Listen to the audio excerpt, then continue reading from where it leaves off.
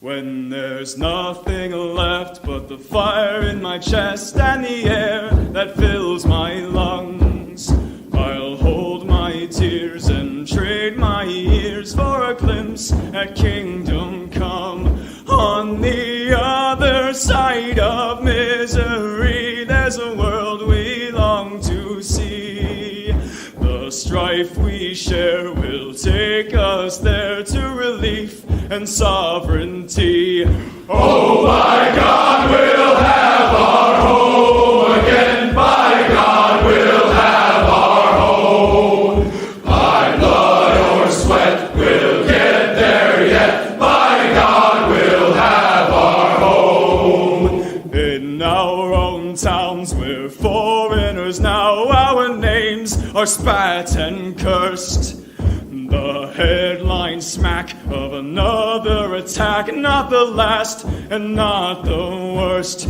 Oh, my fathers, they look down on me. I wonder what they feel to see their noble sons driven down beneath a coward's heel.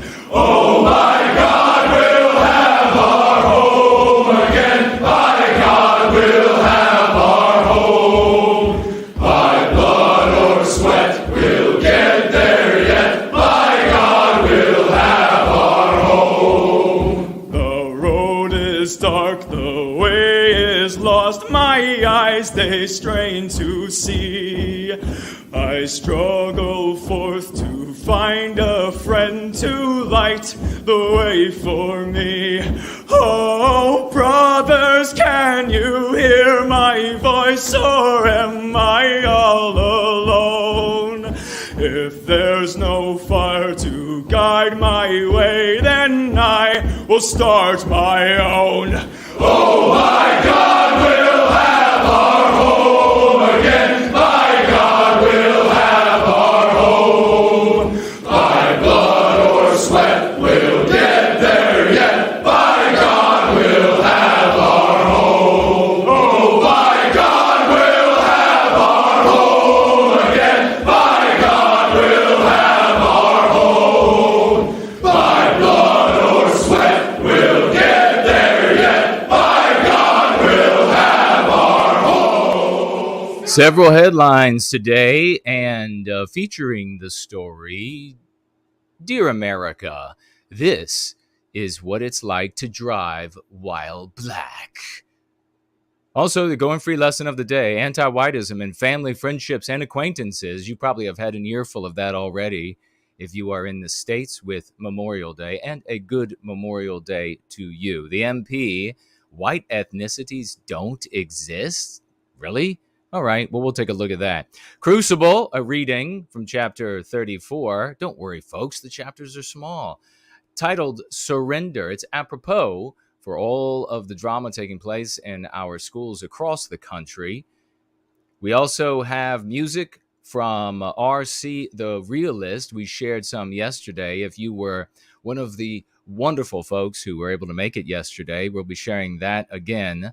Your comments and calls, and then this, I'm sure it's a true story that I shared yesterday, and you all will just sit tight while I tell folks about this.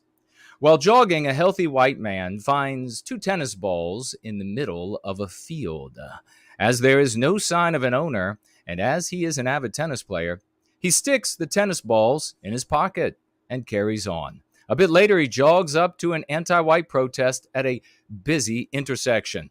While waiting to cross the road, one of the anti-whites, wearing a mask and carrying an Antifa flag, asks the healthy white man what the bulge was in his pocket. The healthy white man laughs, as he can't tell if the anti-white is male or female or neither. And then he responds, "They're tennis balls." To which the anti-white says, "That must hurt like hell. I had tennis elbow once and the pain was unbearable."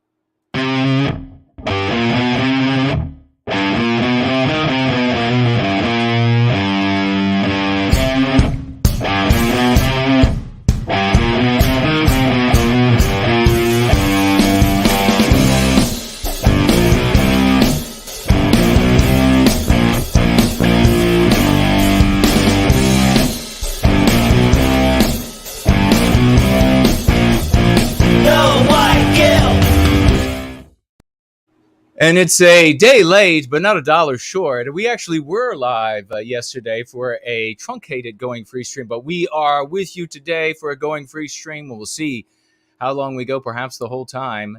It is 4 o'clock in Virginia, outside Mordor on the Potomac, which means it is an hour till 7 in Sydney, an hour till 10 in London, and an hour until midnight in Moscow. It is Memorial Day, a good Memorial Day to all of you, and we are going free, ladies and gentlemen. You can, over the course of this stream, head on over to Entropy. It should be up and running today. Let me know how that's working. And you can ask questions there in the question widget. You may also ask questions on any of the platforms that we are streaming to, and tag me as No Why Guilt when you do so. You can financially gift on Odyssey at 15% to you. You can also financially gift on Entropy at 15% to you. You may also financially gift at Cash App, and the URLs for all of these are in the description below. Let me know, especially about Entropy, because we are accessing Entropy by another route so that we can't have problems again. Yes, we were thwarted to some degree yesterday, but we have been successful, and so we are back here today. It's great to see all of you. I see Kate is here. Hello, young lady. How are you? A boy with no face. Hello. Ardent Party is here. Great to see you. There is Yiz the Unifier, and what a champion she is. In fact, this video of hers that No White Guilt clips cut out of her on one of her morning walks was absolutely fire for white well-being. We love you. What a tremendous person you are, and looking forward to many more great things. Montana Kid is here. How's everybody doing on Memorial Day if you are in the United States? And if not, are you celebrating any holidays around this time of year that you care to mention? Pam, Melody, Nancy, hello, sisters. How are you all? Kingdom of Vinland is here. Great to see you. Kurt as well. Hyperborean Dream. Arden Party says, evening, gents. A good evening to you. Baldur is with us. Great to see you, brother. And White Calling, great to see you as well. The great First Last is with us, and so is Mrs. Jess Horse. And there is a Reptile, the one and only. Wonderful to see you, brother. James is here, and so is the unstoppable, unflagging Franklin is here. The Smirking Grape as well. Grab the URL, folks. Share it with your circles of influence so we can get a few folks in here. Before we wrap it up today, I hope we can have a great little gathering. And we're going to get started by taking a look at Memorial Day in America, I'm afraid. And it's not because of the firearms themselves. 1 dead, 7 injured during shooting at Memorial Day Festival. I bet you can guess. Let me try myself. Can I get, what kind of part of the country might we be talking about where people get together, by 1,000 or some of them, and when they get together, it just gets so insane that they start killing each other? Probably, but not certainly, Mormons. No, not Mormons. I'm stumped. 1 dead, 7 injured during shooting at Memorial Day Festival. 1 person was killed and another 7 were injured after a shooting broke out. Oh, a shooting just broke out. It wasn't, if this were white people, it wouldn't be a shooting broke out. Like it was a party broke. There was a surprise party. It was a surprise shooting. That's how they treat it. That's how they treat it when it's anybody but white people. Anybody but, or if the whites are anti-white, that's how they would treat it as well. White people who are not anti-white enough, it's going to be treated completely differently. It was just a surprise party, and there were some festivities, and they broke out. The festivities broke out during the Memorial Day festivities in Oklahoma. About 1,500 people were in attendance at the festival at the Old City Square in Taft, Oklahoma, about 45 minutes southeast of Tulsa, when the shooting took place early Sunday. According to a statement from, so it was early Sunday? You mean like 2 a.m.? Were they 1,500 people? I mean, when did this happen? What time? Sunday. Okay. 2 a.m. So Monday morning, is that what it was? Wow. Witnesses told investigators the gunfire erupted after an argument. No sense of what was going on there, what the issue was, or no one will care. No one will tell. Just like the shooter in Texas, that one's going to find a memory hole real fast because it doesn't support the anti-white narrative. They will use it, though. They will drop the names and they'll use the number of dead and injured against the right to self-defense. Witnesses told investigators the gunfire erupted after an argument took place. An argument? And then they went straight to shooting each other. Wow. Civilization. Took place just after midnight. Okay, it was after midnight, authorities said.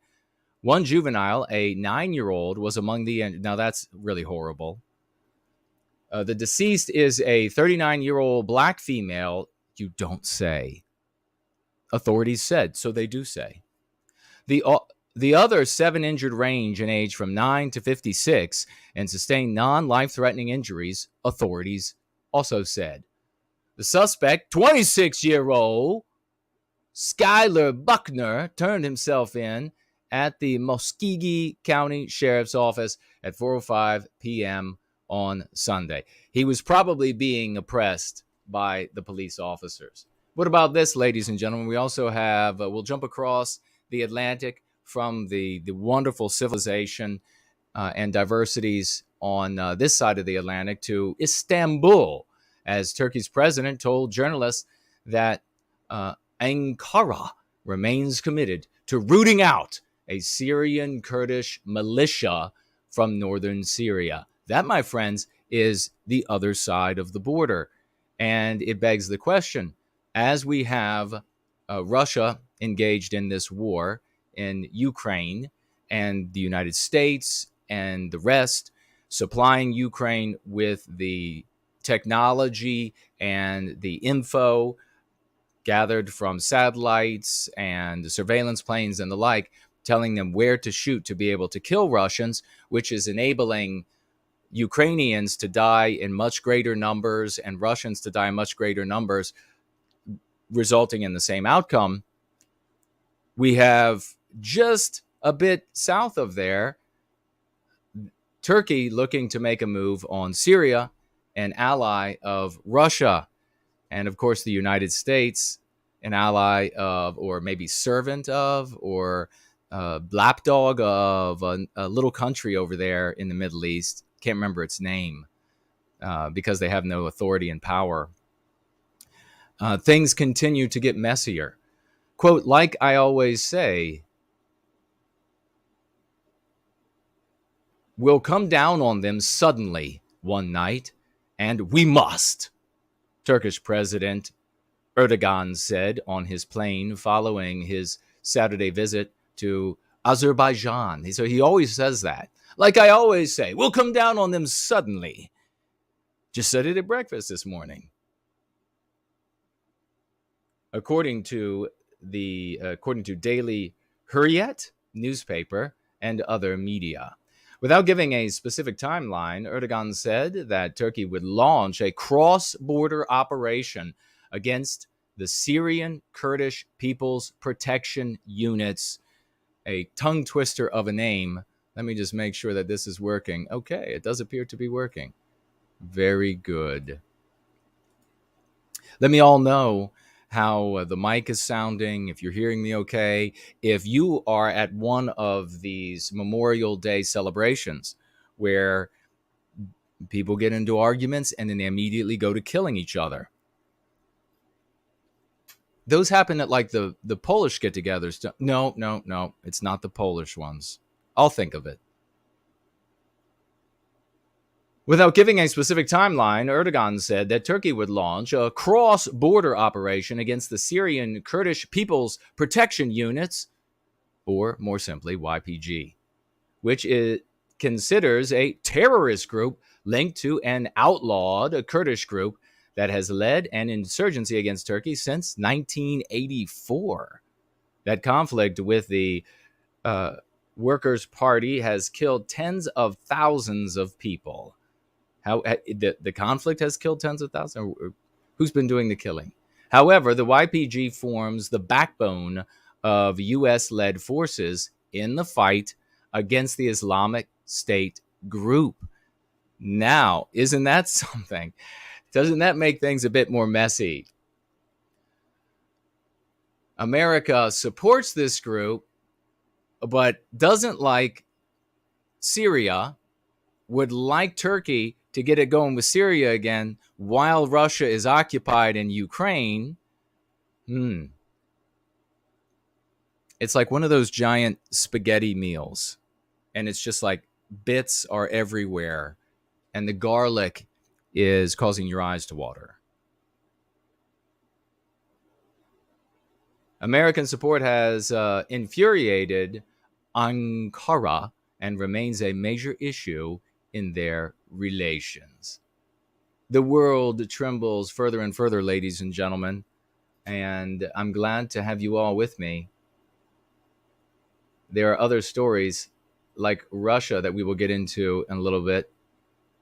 De Novo is here. Hello to you. Davey is here. Paul is here. Grab the URL. Angry. I will just call you Angry, because I don't use that word. It belongs to another people. Arden White is here. And Popcorn Power, grab the URL, please. Share it with your circles of influence because we are constantly at a headwind when it comes to the anti-whites here on YouTube, here everywhere. We had, if you all haven't noticed, one Hassan Piker was absolutely obliterated by one Jason Kuna recently. And he has many, many followers. Those followers have been in mass flagging and doing all that they can to try to attack yours truly and the platforms that we're on, etc. Every single video that shows Hassan, they've been flagging to death and taking down and then getting put back up. So we are at a big headwind, and we need your help to get the word out. It's not going to happen by waiting for some algorithm to do it. Yes, I will supply that. Absolutely. She's asking, where did Jason destroy Hassan? It was right here on YouTube. It is invisible at the moment. First Lady of the American Theater is with us. You can, however, find another platform where it maybe could be. I don't know. But I would never tell anybody to leave the YouTube platform because this is where I'm staying. We'll swivel around here, and I want to, let's see if we can do this. I want to begin celebrating the folks who financially gifted. We have Promethean Promulgation, financially gifting $15. Thank you, good sir, again. No White Guilt Clips. Let's get a round of raucous emojis and 07s because he went beyond the $20 mark. No White Guilt Clips, financially gifting $30. Thank you again, dear brother. And keep the raucous emojis going. And 07s for Maki. $25 financial gift. Writing, I'm more white positive than ever. So a big thank you to you as well, brother, going beyond the $20 limit. These people financially gifting in response to the efforts of the anti-whites to take down the good work that we are doing here in service to white well-being. We have a few more, and we will get to those as well as we proceed in this gathering. But first, over to Driving While Black. Can you believe it? This is horrible. Dear white America, this is what it's like to drive while black. Now, I'm saying BS. I'm calling BS on this woman being black. She definitely looks Hispanic to me. Not even Hispanic black. But I guess she can identify any way she chooses. Olivia Evans constantly worries that she might be unfairly stopped, or worse, while driving. Her car, a Chrysler 300 that she named Christy, was a gift from her rich father when she was 16 years of age. I didn't get a gift car, but I'm white and male. How did this happen? You see, it never ends. It never ends. They will be living fabulous lives. Anti-whites of all races. But in particular, in this case here, you got a non-white person who's anti-white. And they can live fabulous lives in a great big house, nice cars, better clothing, better cars, better job, better house, owning real estate, on, stocks and bonds, everything out the wazoo. And they'll be saying that you are an oppressor, you need to be taxed, you need to suffer, you need to make amends, you need to... It is insane. It is truly insane. But you know what? There's a remedy for it. It's called going free. We continue to win all the time and share testimonials. Don't know why everybody hasn't taken it up yet, but maybe it's an IQ test. It seems everyone wants to go viral, she writes. I don't. It seems everyone wants to be trending on social media. I don't. So you see the beginning here of this. It's, I just want to be left alone. I just want to be in a shadow, to be myself, but I can't be left alone. Oh, the world is so mean to me because I'm non-white. No, bullshit. X to doubt on that one, folks. X to doubt. It seems everyone wants to be trending on social media. I don't. It seems everyone wants their own hashtag. I don't. If I go viral, it's too late.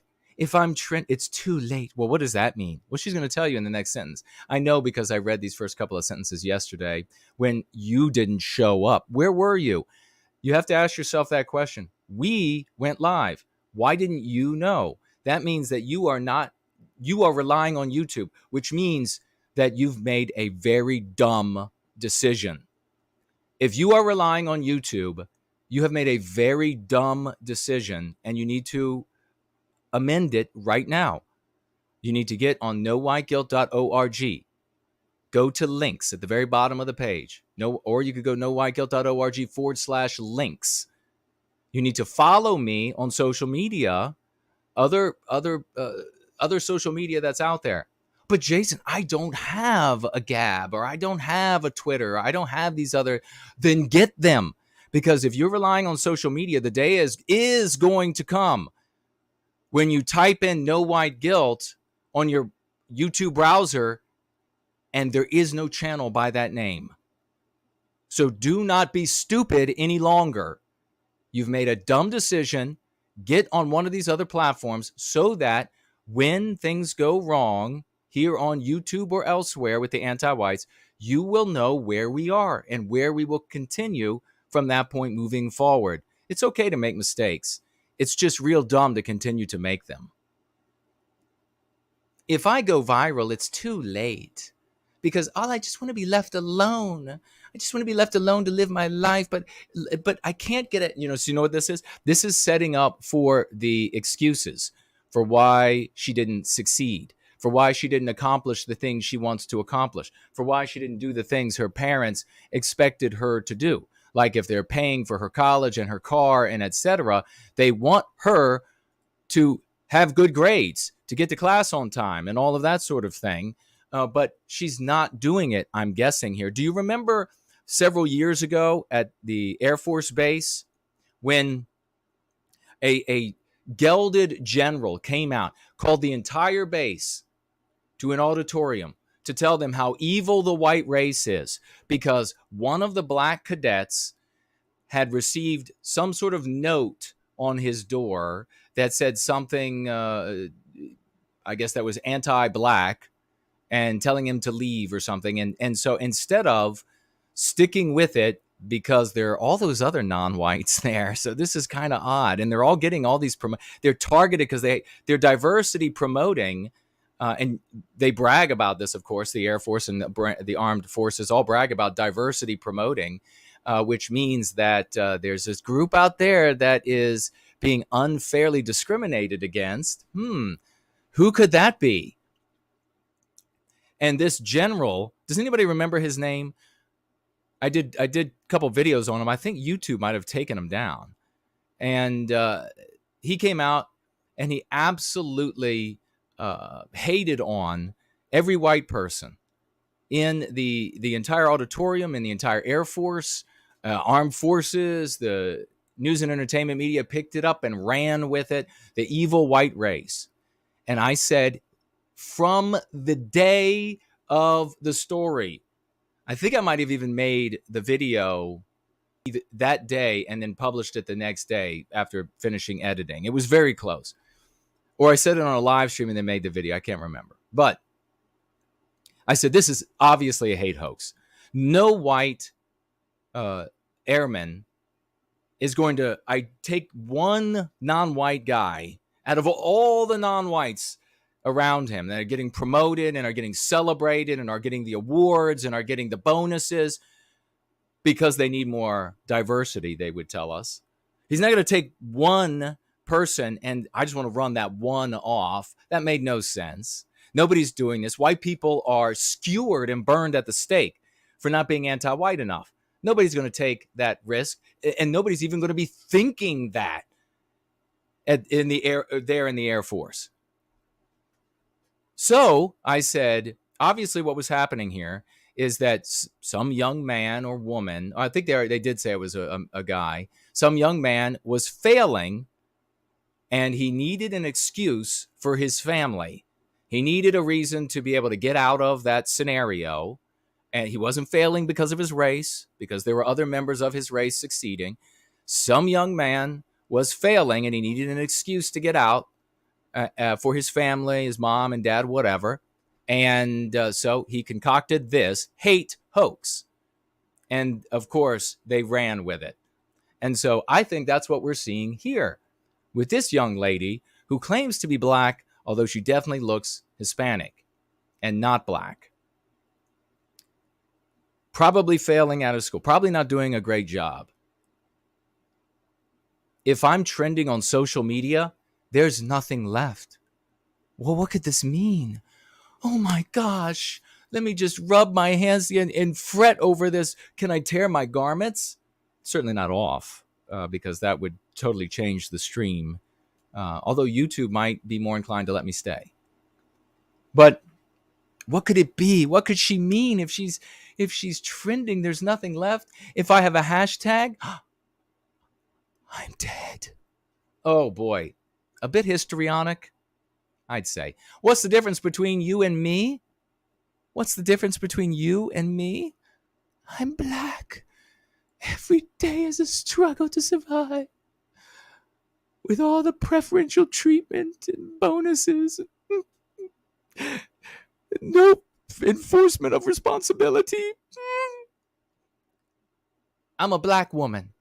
And I'm a black woman living in the U.S., a country that has historically shown its contempt for me based solely on the amount of melanin in my skin, the kinks in my hair, and the story of my ancestry. I'm going to tell you what. If I were in a country where I was hated and it wasn't my country, if I were in a country, it wasn't my people, they didn't make it, my people didn't build it, my people don't build this country this fictional country, and so it doesn't reflect my biospirit. If I'm in that country, some other people's country, and they hate me, and they just, everywhere I go, they're identifying me, pointing me out, and they notice they hate me for the brown of my hair. They hate me for the straightness of my hair. For the melanin in my skin. They hate me for the fact that I can be fair and tanned and red and etc. They hate me for all of that. I'd leave. I certainly don't think that I'd be allowed to complain in their establishment media. Because if I were allowed to complain in their establishment media, kind of puts the lie to the abuse, doesn't it? Kind of puts the lie to the discrimination and the persecution, doesn't it?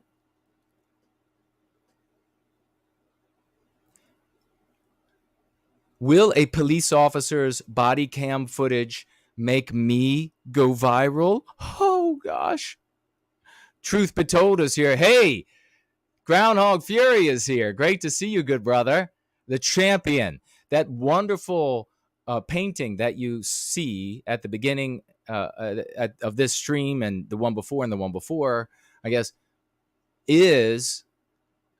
was created by Groundhog Fury, is one of his masterful works. It is from Prometheus Rising, Take Back Your Destiny, and we'll talk more about that because we're going to be playing some of the Symphony by Andrei Moissejev that he is creating for the first part. We'll be playing that again, and we'll be playing The Blessed Crown from Imminent Rain's Promethean Metal album, telling the story of that book as well. We're going to make it become something very special for our people, ladies and gentlemen. And Groundhog Fury is a massive part of that. So since he's rarely in the live chat, let's get that gentleman some 07s and raucous emojis. God bless you, good sir. Will a police officer's body cam footage make me go viral? Shut up, bitch. I mean, Jesus. This is ridiculous. Will my name? No, it absolutely won't. When the police pull you over, you say, yes, sir, no, sir. Yes, ma'am, no, ma'am. Keep your hands on the steering wheel when they walk up. If they say, I smell marijuana because you have marijuana in the car, apologize and tell them you have marijuana in the car. If you have a weapon on you, this is the conversation that, remember they were talking about this, the conversation that black parents have to have with their children, and no other people has that. Well, there's one that white people have as well. It's called shut up and be respectful to the police officer. Oh, but Dad, the police officer might not be fair. It doesn't matter, son, daughter, it doesn't matter, because in that moment they have all the authority in the world and they can escalate to the point of killing you. So you say, yes, sir, no, sir, yes, ma'am, no, ma'am. And then if you have some reason to fight, you have it in court rather than on the side of the road where you get to go away in a body bag. So you get no sympathy from me, because I had a bad run-in with a cop who was having a bad day and decided to thump on me a little bit. But you know what I did? Rather than fight him back, I just gave up. I just let him thump on me a little bit, and it wasn't fun, of course. I just absolutely surrendered, and then he gave up on beating on me. Will a police officer's body cam footage make me go viral? Will my name trend on social media because one false move? Will there be a hashtag because I'm dead? She's a little overweight, not a terrible looking Hispanic girl. She does have kinky-ish hair, but there's Hispanic folks with kinky-ish hair that aren't black. I don't know. Maybe her father's black. These are the kinds of questions that course through otherwise innocuous encounters with police officers. My God. Black kid in a white neighborhood. It actually says that. Black kid in a white neighborhood. Okay, so we're going to find out here at the bottom of the hour on the East Coast, 4:30. Make sure your friends know we're having fun. It's all the rage. Everybody's doing it. Black kid in a white neighborhood. Going Bust is here. Hello to you. Nancy Drew. Hello to see you. Hello. Good to see you. Good sister. Time Master. Hello. The bastard of America. And thank you all for the Raucous emojis and 07s and for 3-leaf clovers for our great groundhog Fury. So she is a well-to-do. So I haven't read this article. I started this off talking about how they're going to be in a nicer car, a nicer house, nicer clothing, nicer job, nicer golf course. You don't even get to see the golf course unless you want to work on it, right?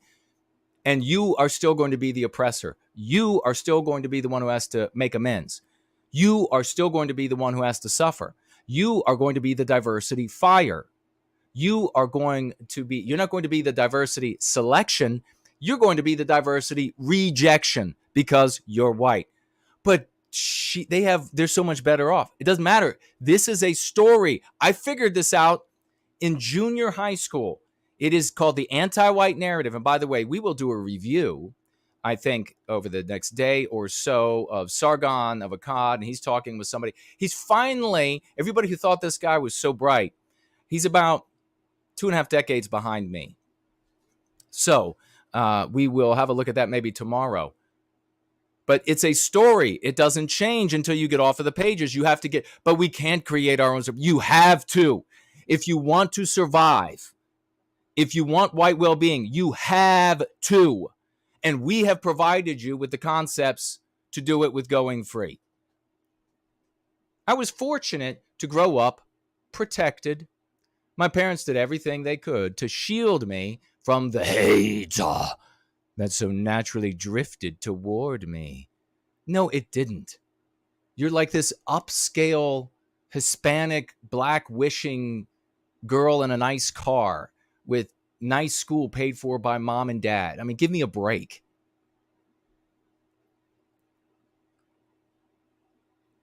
It wasn't until I was older and I personally experienced the hate. Let's hear about the hate that she personally experienced, that I truly understood. I was born in Shreveport, Louisiana, but raised in Louisville, Kentucky. Both southern states have a complex racial history in the anti-white narrative. And even when, if it gets to the point, I mean, think about Mississippi, for example. Is that the southern state that is almost like all black? Do they have any white people left in Mississippi? And there'll be a point, though, where a whole state, a whole southern state, or any state could be all black, all non-white. And they'll still be saying it was tough there because it's got a complex racial history, because it is a narrative. It is fiction. One of my earliest memories was getting a pony when my daddy bought me a pony. And then I got riding and ballet lessons. I've been so abused.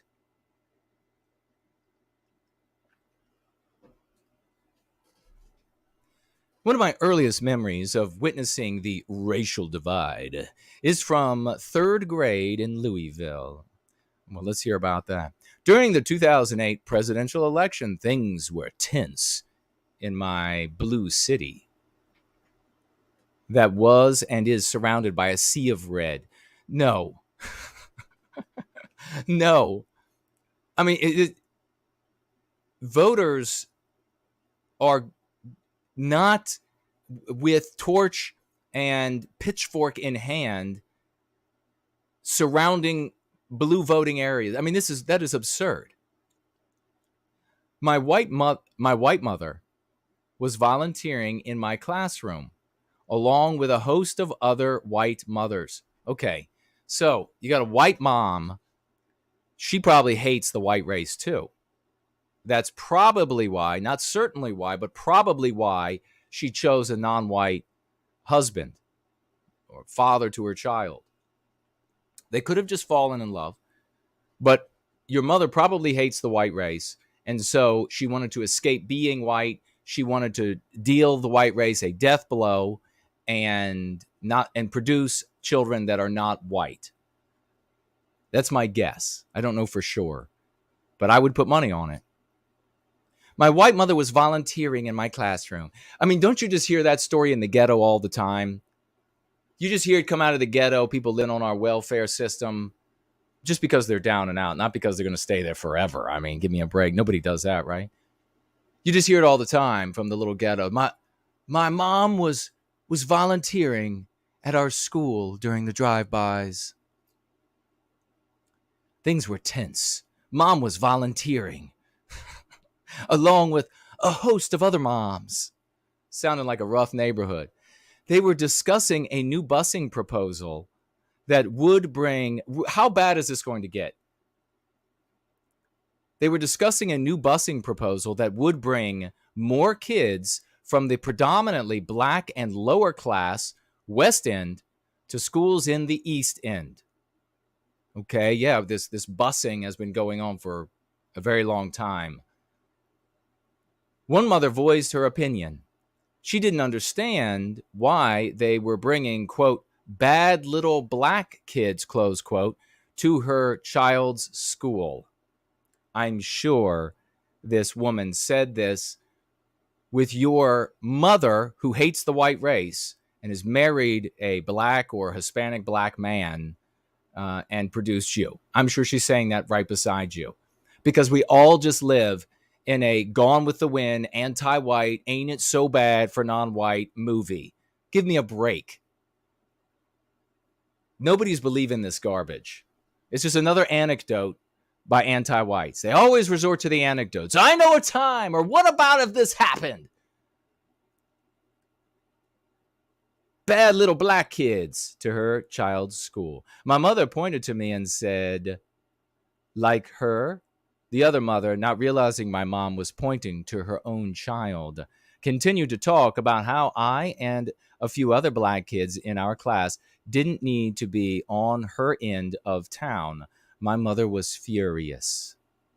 Well, yeah, that's why they weren't saying that in front of you or at all. I had my fair share. So that was the first evidence of the anti-white narrative for her, and this claim here that some mother said, "Why are they going to bus quote bad little black kids from out there all the way to our school?"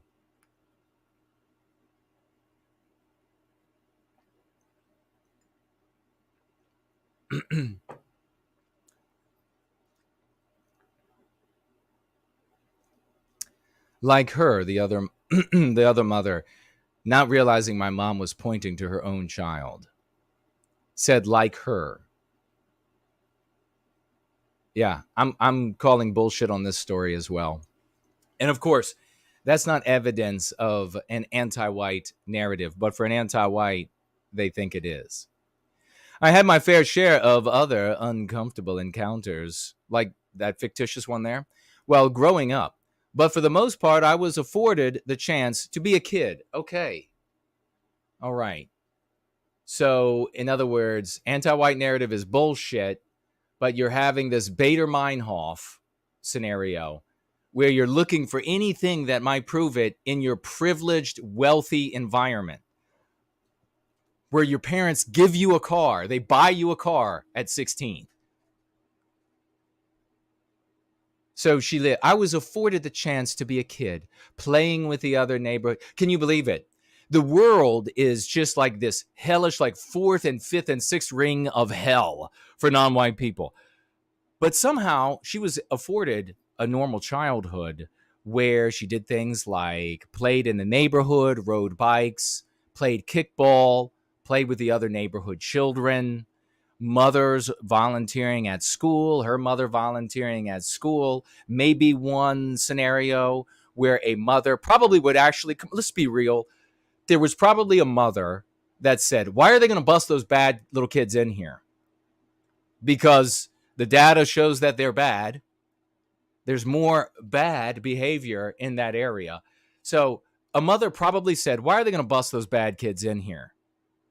And then this girl's white race hating white mother, anti-white mother, got her in the car and said to her, "Can you believe this bitch? She's talking about black children when she says bad children."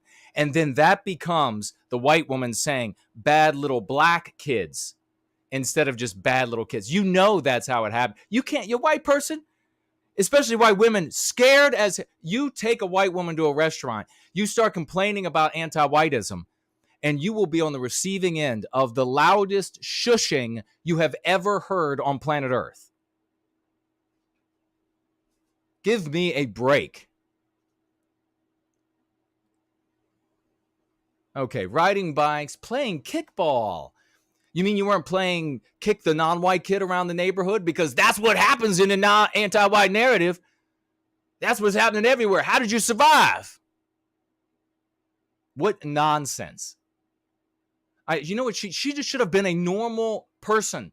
She's raised in this privileged area with this wealth. She just should have been rather than being anti-white, she just should have been a normal, just get on with your life. You have, the world is your oyster in the West. This girl can go anywhere and say, I'm black, or at least I'm non-white, anywhere, and she's going to get to be a diversity selection, a diversity hire. Everywhere, a diversity business starting contract from the government, a diversity loan that's forgiven from the government, our tax dollars. She could go do that everywhere across the West. Just get on with your life. Stop complaining about us. In fact, come on over to White Wellbeing and help us put an end to this nonsense before all those things you love and care about are destroyed by anti-whites.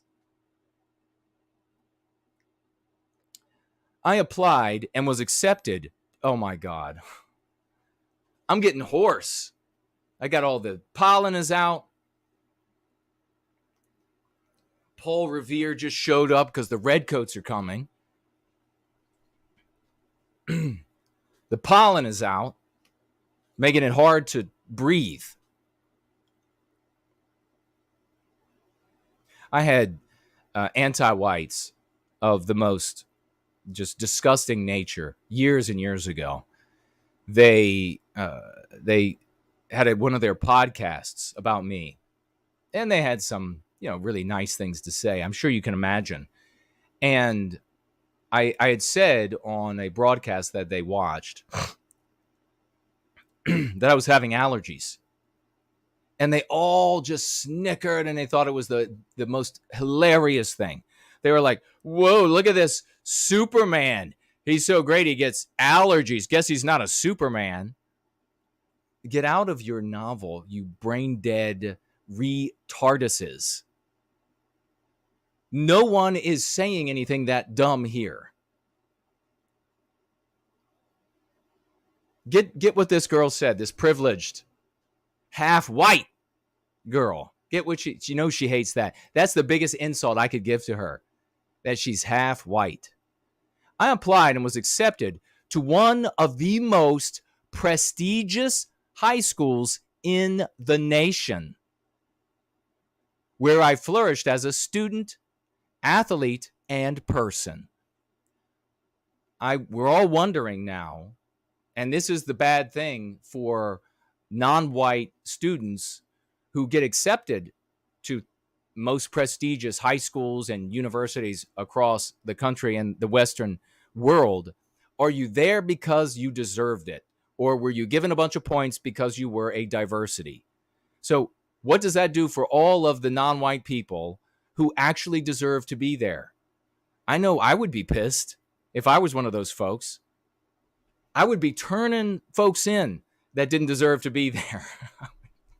I would say this one and that one. I talked to this one the other morning. He doesn't even know how to spell the name of this place.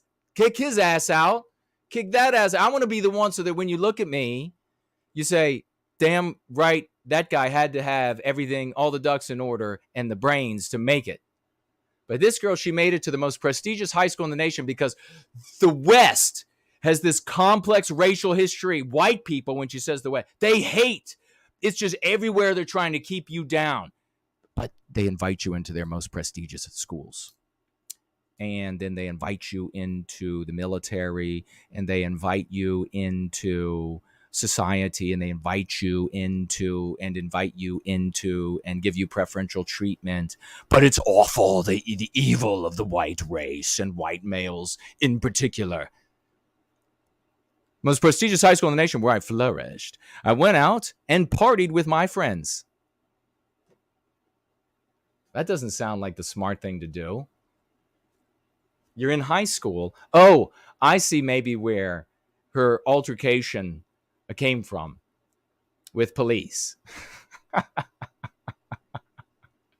I went out and partied with my friends. I lived my life, but reality crept in. Yeah, when you start drinking and using drugs, which is probably where this is going, high school kids, college kids that decide that when they are out at these institutions of learning, it is time to party.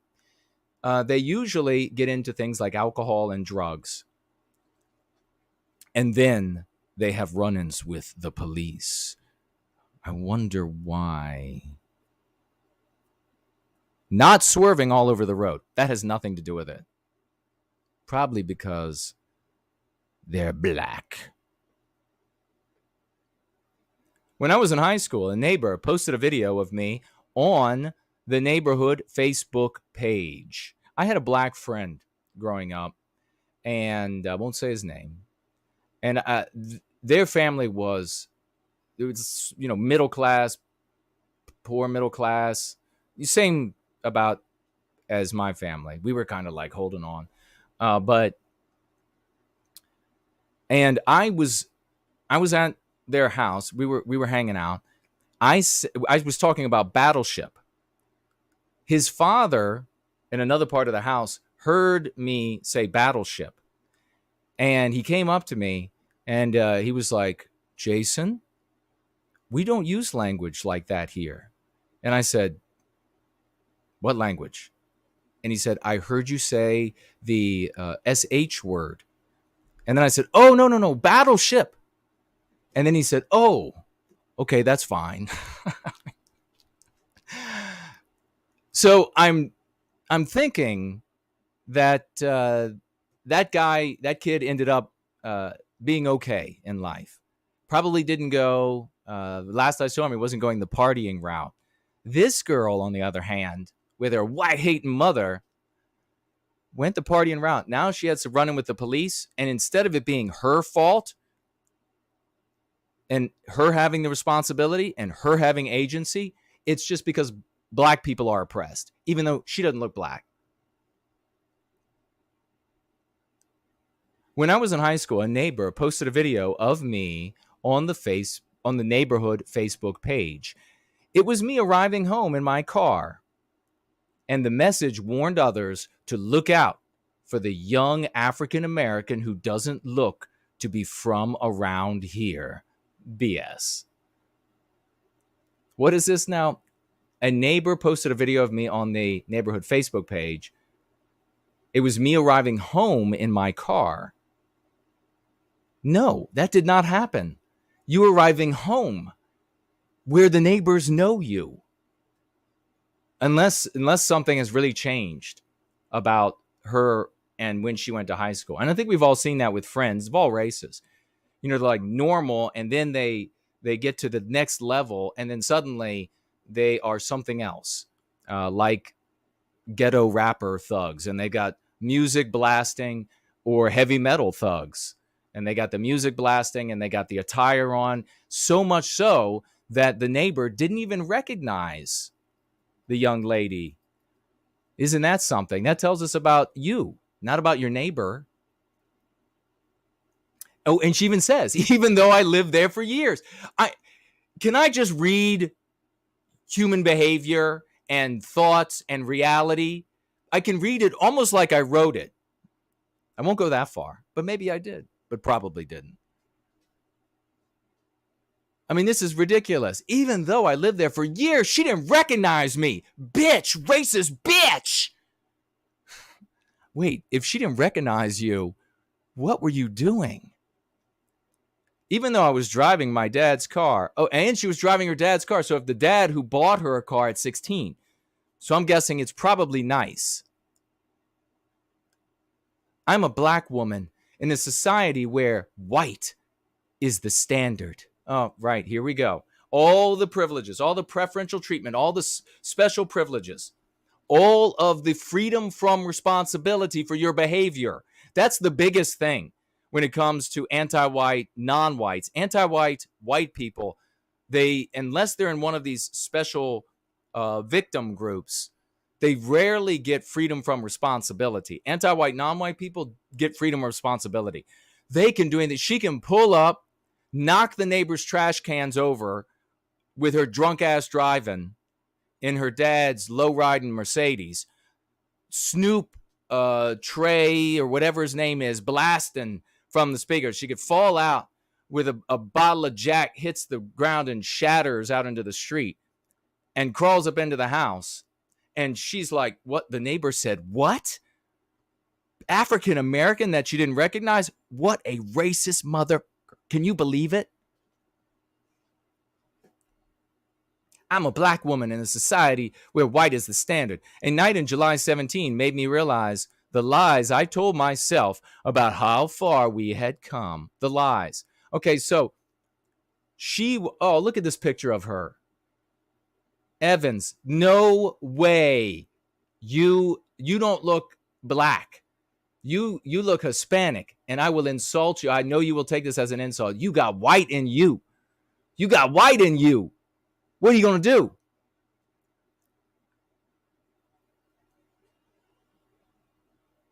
Not a bad-looking young woman.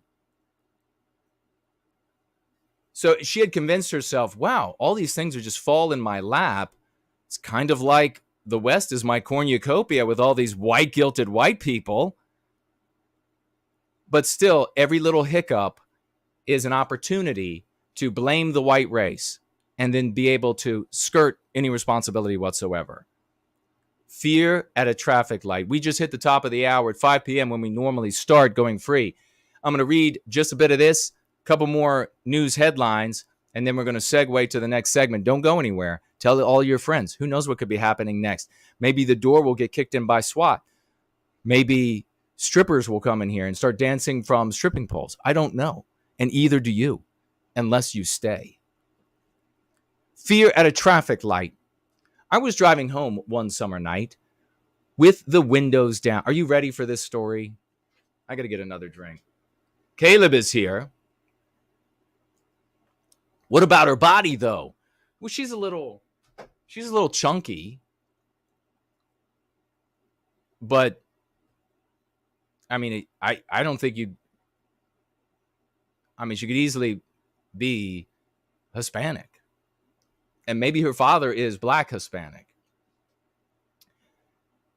Fear at a traffic light. Are you ready for this one? Does anybody have any predictions about what happened in this story about the horrible abuse of the white race? I'm going to go ahead and put money down. I wish I had some dollars to put down. Is that illegal to show on a stream? They'll probably, anti-whites, will make it an offense for their TOS and then retroactively ban the channel because I showed cash. I'm not going to do that anyhow because all I get is ones when I'm stripping. They want to have more opportunities to get their hands up in there, you know. I was driving home one summer night with the windows down, blasting music when what? She was listening to, I think, this group NWA. Let me place my bet first before I look any further. My bet is this, that she was doing something wrong and the police pulled her over. I get no sense from the way that she writes that she was living the life of somebody who like physically fights with the... I get the impression that she would just break down in tears in front of a police officer because she's just grown up in all this privilege. She's not going to be, I could be wrong, but I don't sense that she is the kind of person that's going to get out and start punching because she's with a cop. So I get the impression that she would break down and cry because she's got to go before dad. And also, we haven't heard yet, are dad and mom together? Do they live apart? I don't know. But because then she'd have to go back before dad, who's paying for the school, who's paying for the car, or mom, who's paying for the school, paying for the car. I don't know. Maybe they're both paying. And they're, of course, going to say, we're putting all this money into you. How are you getting pulled over by the police? And now we got to pay a whatever ticket. This is my guess. Could be wrong. I was driving home one summer night. So first of all, we're right. Once again, here you have this little privileged, half white, half black. We'll just take her at her word for it. Girl, a little privileged girl. And what's she doing? She's listening to NWA. Now that is, the first word is one that will instantly get a strike. So I'm not going to say it. It's a derogatory term or word for specifically black people. And then the other two words are with attitude. So it's that word and then with attitude. And the song that she was blasting music, she says, that's her words, not mine. I would like to add a little bit here to make it, but she actually wrote blasting music. And the song that she was blasting is FTHA, the police. And she has problems with a police officer. She's blasting NWAs. And in this song, folks, if you are unaware, they're not saying, like I'm saying, F. They're saying the whole word. Right? So that the police came up on a shuffle. Oh, bullshit. What's it doing on your shuffle then? Okay, so NWA's F the Police came up on a shuffle. The song, released in 1988, used to piss me off. It had seen a resurgence in 2014 following the killings of Michael Brown, Freddie Gray, and Eric Garner at the hands of police. but I had never identified with it because you're a rich, privileged, half-white girl. Never identified with it as an anthem of protest against police brutality. No, I'm pretty sure that the guys who were part of this rap group were felons. They were criminals. And so, yeah, they had bad run-ins with police. A protest? When I was younger, I didn't understand how a group who actively committed crimes, my God, where do I get an award? Thank you for the award for being able to read reality so lucidly that I get it right almost all of the time. Thank you. I'm talking to Moses, I think it is. Thank you, Moses, for appearing here and giving me this award for being able to read humanity correctly almost 100% of the time. I don't know why more people aren't watching and going free. Yes, that's what I said. It's an IQ test.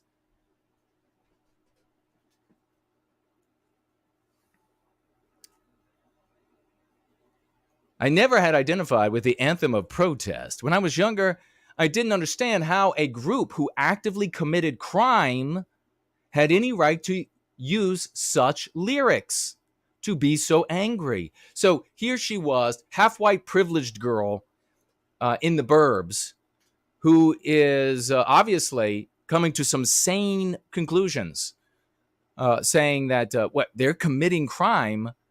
And yes, they're going to have altercations with the police, and the police show up, and the police are not getting the respectful treatment. Yes, sir. No, sir. Yes, ma'am. No, ma'am. Hands on the steering wheel. Yes, there is drugs in the car. You may have them. I apologize. Whatever. No, they're getting, let's see who can run the 100-meter dash faster. They're getting, let's see who wins in a cage match behavior. But that night, is my mic still working? But that night I decided not to hit skip. And I actually listened to the outcry against police brutality. Suddenly, I felt that my frustrations were recognized. Okay, so she had... NWA, F the Police, didn't end up on her music shuffle by magic, right? She put it there. She was listening to this music. Why would you put it there? If you hated them and you thought it was ignorant in the first place, you would not have put that song on your music shuffle and have it there to listen to. No. At some point, she decided she was going to be a thug to whatever degree. My guess, my opinion, and I've been right over and over. So probably good to put money on what I'm coming to a conclusion on. And she's listening to this stuff. So this whole bit about it just came up randomly while I was applying some Grey Poupon to some crackers in my car. And I told my driver, no, don't skip it this time. Like always. We always skip it, but never take it off the music shuffle. Today I will listen to it. I have my Los Angeles Raiders jersey to put on here in the back of the limo. So she started going thug. And she's playing F the Police by NWA. Song still blaring. I stopped at a red light. So remember we just came from the neighbor who didn't recognize her? A young African-American woman that I didn't recognize pulled into the neighborhood. Oh, I'm sensing this was the transformation. Still blaring, blasting NWA's F the Police. Imagine it. The windows are half cracked. NWA's F the Police is blaring out into suburban air. Why would there be problems with that? I stopped at a red light and a police officer pulled up beside me. Oh, well, according to the anti-white narrative, he now gets out and summarily beats you senseless. Despite knowing I had done nothing wrong, I panicked. Okay, so this is in your head. The officer glanced at me, and a series of questions and scenarios sprinted through my head. Should I take my hood down? Your what? Oh my God. Shit. I am so right. I'm offending myself. Should I take my hood down? So she is driving her car, blasting F the police from NWA, and she's wearing a hoodie. Can he hear the song I'm playing? Well, you're blasting it. Do I turn off the music? Well, that's kind of his job. If he pulled up outside of your job blaring F the help, which is where you're going to end up working with all of this complaining instead of just pursuing an education and accepting all of the perquisites you have for being non-white in America. If he did that, boy, you would be fit to be tied. Do I turn the music down? Are my hands at 10 and 2? I don't know, were they? They probably were. And the list goes on. Okay, so playing a song by a group of thugs whose music has been the soundtrack of murdering police officers for many of those who kill the police or attempt to kill the police. You're blasting that song when a police officer who is there to save your fucking life, you little ungrateful bitch, you little anti-white bitch. That white man sitting in that cruiser, and you know he's white because she'd have said if he was any other race. That white man right there would run into a house being robbed to save your ass and put his life on the line again and again and again. You ingrate, you awful little cur. He's got a wife and kids at home almost certainly.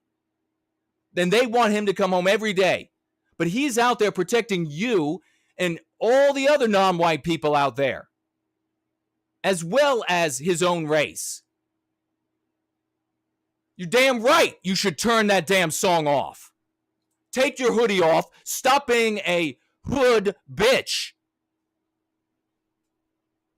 That is despicable. And so what's she going to imply?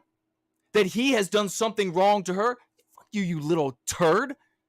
You little anti-white bitch. He's putting his life on the line for you and your family and your white-hating mother. Who knows what the father obviously loves white women.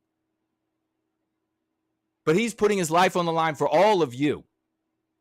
And you're going to say he's causing you this internal turmoil.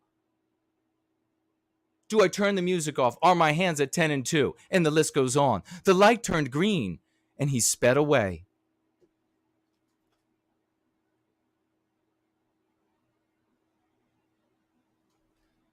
I sat there.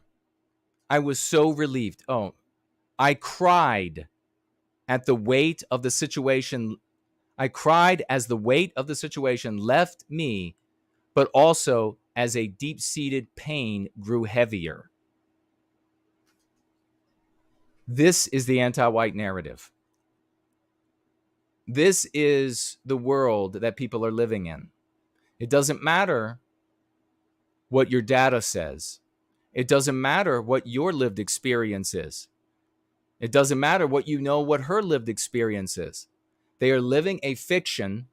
Everyone all around you, the vagues out there, and most of the people in the white sympathetic sphere continue to live a fiction called the anti-white narrative. And they think that they're escaping by criticizing it.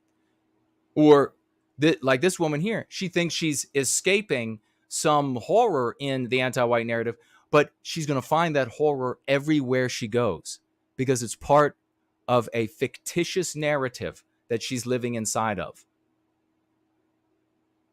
The worst things that have happened for this girl is, I'm guessing, getting pulled over while drunk. The article is almost over. Really quickly, I'll just take a glance here. I never felt that level of fear near police officers before. It was a turning point for me. Really get what's happened here in her life up to that point. She gave you the backstory. I read you the backstory. And now it has culminated in the fear that she felt in that moment when the no horrible encounters with police officers left her in tears. When a police officer looked at her and she had a hoodie on and she was listening to F the Police blasting, which, by the way, you can be pulled over and ticketed for several reasons. And he left her alone. He didn't give her a ticket. He didn't interrogate her. He would have every right to say, okay, here is a person in a car beside me who's listening to F the Police, has a hoodie on while driving, and is glancing over nervously at me. I think I'll pull this person over. That would be a totally legitimate stop for a police officer. What is going on? I wanted to get another look. It was a turning point for me. In the following 3 years, I became more aware of the use of blatantly aggressive force against black people by police. You mean kind of like at that light at that intersection? I started to see the efforts of police brutality. I started to understand how my blackness could be seen as a threat. In that, no, it wasn't the melanin in your skin or your race. It was the nervousness, the blaring F the Police, and wearing a hoodie in your car. And he didn't even do anything to you. Bitch, he left you. And honestly, he was probably good looking, white man in a uniform. And she was thinking, I hope he pulls me over. In that moment, sitting next to an officer and listening to F the Police, I knew there was a lot that still needed to change.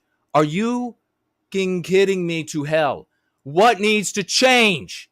He left you at the intersection, looking nervous, suspicious, sus, with a hoodie on, blasting the music that folks whom they pull over and who have murdered people and committed drive-bys also listen to.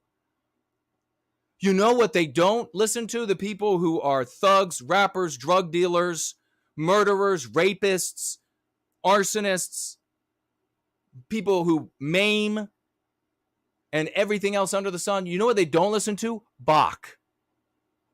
You know what? So if you got Bach blasting, if you have some Beethoven blasting in the car, it would be very strange if the police pulled you over for that. But you were actually blasting the music that ne'er-do-wells also blast. And you were looking like a ne'er-do-well, and he still left you alone. The white police officer who puts his life on the line, potentially leaving his white children and white wife behind with no dad and no husband. What an ungrateful piece of shit for her to say then, now I see things still have to change.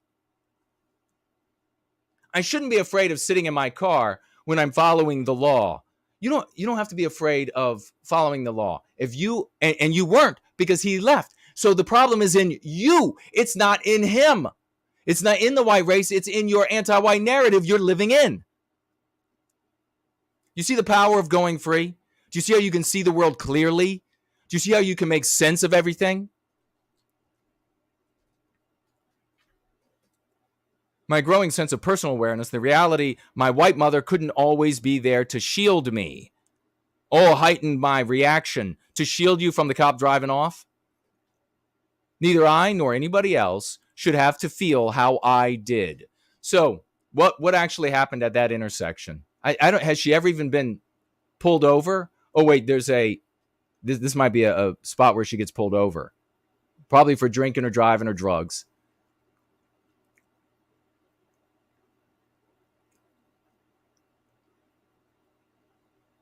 All right, let's go. Let's jump down to that because it is 5:21. At 18, I was driving home with two white friends.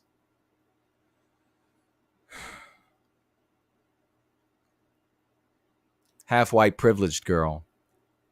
From a party late one weekend night when a police car whipped out behind us. Okay, so it's the weekend. People go out drinking. You were at a party. You were at a party. You know what the police normally do? They say, there's a party. I'll sit at the end of the street and wait for drunk assholes to drive away who will then hit people in cars and kill them. And I will prevent that from happening by pulling them over. Not make your life bad because you're black. Do you understand how this works? I was driving home with two white friends from a party late one weekend night when a police officer whipped out behind us. One friend was drunk in the back, so they were drinking. Boy, Jason's right again. And I told her to stop acting wildly. Okay, so you had a drunk friend in the back. One of your white friends was acting wild in the back of your car. Instead, she turned and looked straight out the back window at the police officer. I think they're going to pull you over. Probably not because you're black. I was furious and scared. I pleaded with her to stop drawing attention to us. Meanwhile, I instructed my other friend to get my registration out of the glove box. Okay. Why? I wonder why. Like when I'm getting pulled over, I think we've all done the same thing. You get ready, right? You get pulled over, you get ready, you get your stuff out. It's not because you're going to get murdered by the police. It's because you want the police to not give you a ticket. You don't want the ticket. You don't want to be harassed. You don't want to be taken out of your car on the side of the road and feel humiliated by it. You just want to get it over with, right? It's not because you're black. Drawing attention to yourself. And right now, I know 100% certain all good black people, including the black ones who support white well-being and oppose anti-whitism, are 100% agreeing with me. They say the exact same things. So for all those anti-whites out there who want to try to flag the video and want to try to get the anti-whites to do away with the channel, you know it's true. I know it's true. And you're going nowhere.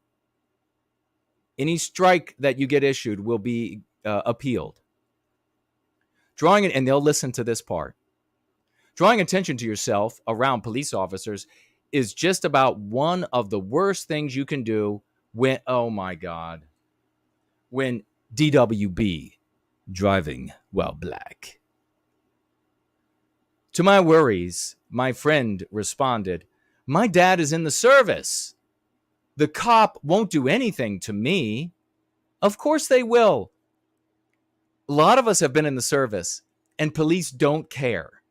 But okay, this is just a privileged little white female in the back seat from your rich white neighborhood and that you live in. And she thinks, well, nothing's going to happen to me.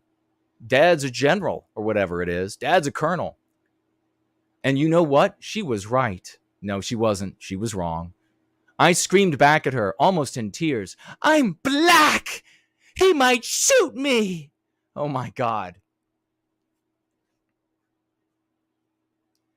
You know why this is not just silly? She's going to end up working for the federal government. And she's going to have power over us. And this is what she believes is reality. The officer followed us until I turned into a predominantly white and upper-class neighborhood in Louisville. And that's the end. So you're telling me the police officer didn't even pull you all over? Wait, there's another one here. The next time I had an encounter, this is sad. The next time I had an encounter in my vehicle with a police officer, I was a student at MU in 2018. I came to Columbia as a track and field athlete and confronted a new situation where my race played a role, but was not a factor for white friends and teammates. She's going along telling you about the real world, that her race benefits her, and then telling you there's this anti-white narrative about how it really is. And with the frequency illusion, the Bader-Meinhof, She's believes that she's seeing confirmation of what's everywhere when it's nowhere. Any shred. That's how this works. That's how the anti-whites control us. And I and great people smarter than me have developed the cure. You might as well start using it. I was driving back to the dorms after a get-together, a euphemism for party. My car sits 5 people legally, but I had 6 people in the car. Okay. Why would a cop pull you over? You were in a college town, coming from a get-together with a car packed full of human beings. But I had 6 people in the car. So I acknowledge the infraction. So she knows that she was doing something illegal there. When we were less than a mile from the dorm, one of my passengers said he was about to vomit. Oh, vomiting is normally what happens when you have get-togethers. I guess I was right when I called this get-together a party. So she was out partying again, looking more and more like what I talked about the Air Force guy, isn't it? Maybe not doing so well at school. Maybe didn't keep that job. Maybe didn't stick with the internship that was going to get her the 6-figure salary at 24. Maybe didn't do it. Now mom and dad are mad. Got a way out here being oppressed. Just to get together. Okay, 6 people in the car, acknowledge. Or maybe she just is a really bad driver and everybody was car sick as all hell. Maybe that's what it was. We were less than a mile from the dorm when one of my passengers said he was about to vomit. I pulled over as quickly as possible and turned on the hazards. Then I saw the red and blue lights pulling up behind us and an officer get out. Wow. Totally unpredictable, obviously, because she's black. Rather than approach my vehicle and ask if we were okay, he drew his gun, yelled at me, and shined a flashlight into my eyes. Okay, so they came from who knows where, partying, inebriated and maybe on drugs, too many people in the car, who knows what's going on in town that night, who knows what the police officers are hearing on their CBs, who knows what this guy, and I remember I was beat up by a police officer, beat pretty good, so I'm not a big fan, but you got to be realistic. What does he normally have to deal with when he pulls over cars full of people puking on the side of the road on a nightly basis? Is it cases where everything's perfectly innocent and the only infraction is that you got one too many people in the car? Or if you've all have lived near areas where there are a lot of ghetto, where there's a lot of et cetera, you see the exact same thing and not really the best folks in there. It's not like, well, we had some caviar that was a bit off, and that is why his tummy is aching him and he pukes now. No. Other kinds of things are happening. We also don't know if smoke is roiling out of the windows of this car because maybe somebody in there is using marijuana or something worse. Who knows? I was terrified. And by the way, the cop that did a little thumping on yours truly, he also pulled his gun out. And I was like, whoa, guy, I give up. I was blinded. He demanded my license and registration. I complied, but I made sure he knew there were no weapons in the car, and I narrated each move as I slowly reached for the documents. Okay, sounds like she's doing the right thing. You got a cop. Maybe he's a total, or she is a psycho. You don't know. You don't want to shoot you, right? So absolutely be like, I'm going very slowly with my right hand to grab the documents. I will leave, And by the way, if he's letting you get the documents, that means that he's not really focused on you. Your hands he's allowing to disappear. There's something else that's got his concern there. There's some other reason he got his gun out. Okay. Narrated each move. It's okay. The officer yelled at me, I don't need narration. Just hand it to me. Okay, so he obviously has now put his gun away. If he's up on you and you can hand him the papers. I mean, a cop's not going to stand there like, give me the papers, see? I mean, come on. Just hand it to me. Okay, so confused. And now that would tell me and every normal person out there, if you've got somebody with a badge and a gun that is all high strung like that, you want to be extra careful. Because they could be scum. They could be scum. You want to get out of that scenario. You don't want to have any kind of interaction. Confused, a teammate who was an international student athlete looked at me and quickly grabbed the registration and said, "What? It's not like he's going to shoot you." So hold on, wait a second.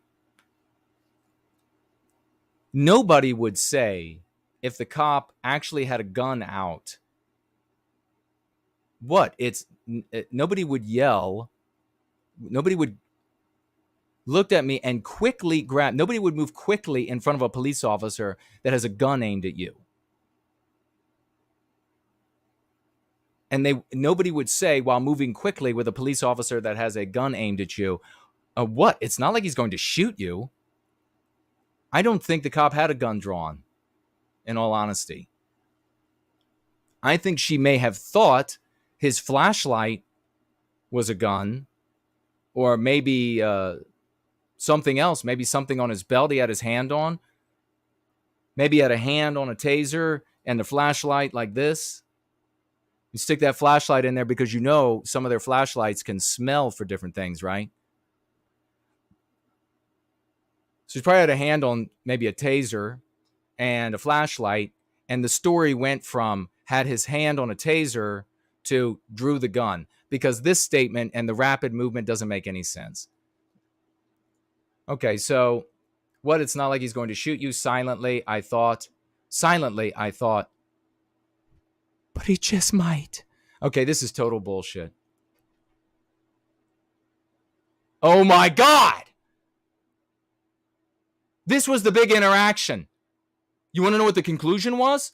This cop pulled over people coming from partying so hard that they had to stop and puke on the side of the road. Too many people in the car. Who knows how she was driving with the car packed as well, even if she's totally sober. And who knows if smoke was roiling out of the back from cigarettes or marijuana or whatever else. The cop pulls them over, doesn't pull his gun out, looks at her license and registration. And are you ready? You ready? Are you ready? The anti-white narrative. Are you ready? After looking over my information, the officer handed everything back and ordered me to go home. Fucking little bitch. I am sorry. That is infuriating. That is absolutely infuriating. Let me turn quickly away from this. Damn, that pisses me off. That is going to be cited. Her experiences, her etc., will be cited as proof in theses written by high school students, college. They'll find this article and they will cite it about the horror of being black.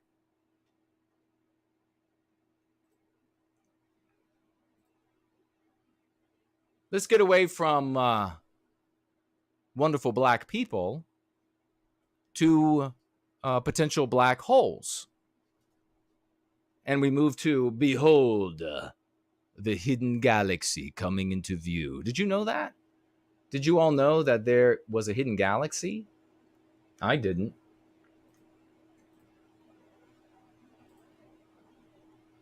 This glorious Hubble Space Telescope image showcases spiral galaxy IC 342, also known as Caldwell number 5.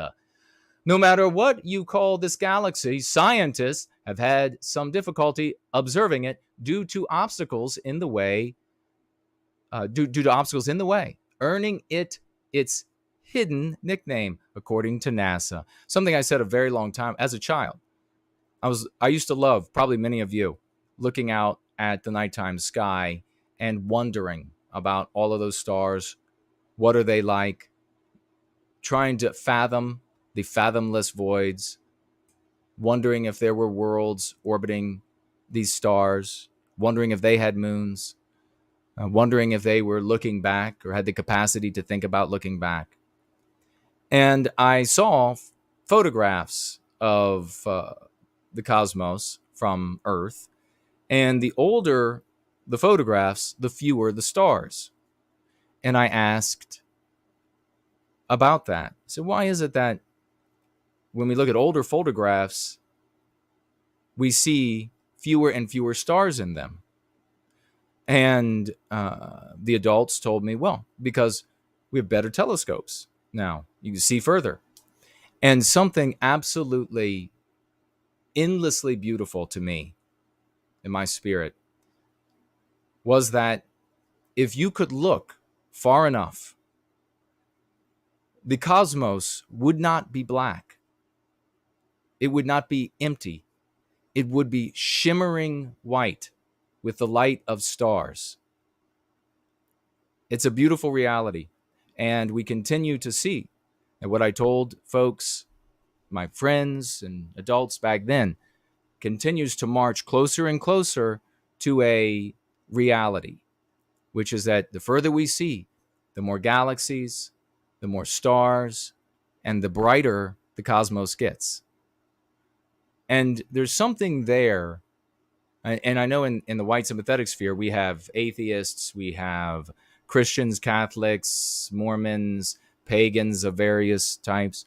There's something really beautiful there to think about, that if you can look far enough into the cosmos so that you see so many galaxies that it fills the entire nighttime sky with this shimmering whitish light, are you then looking into the face of the Creator?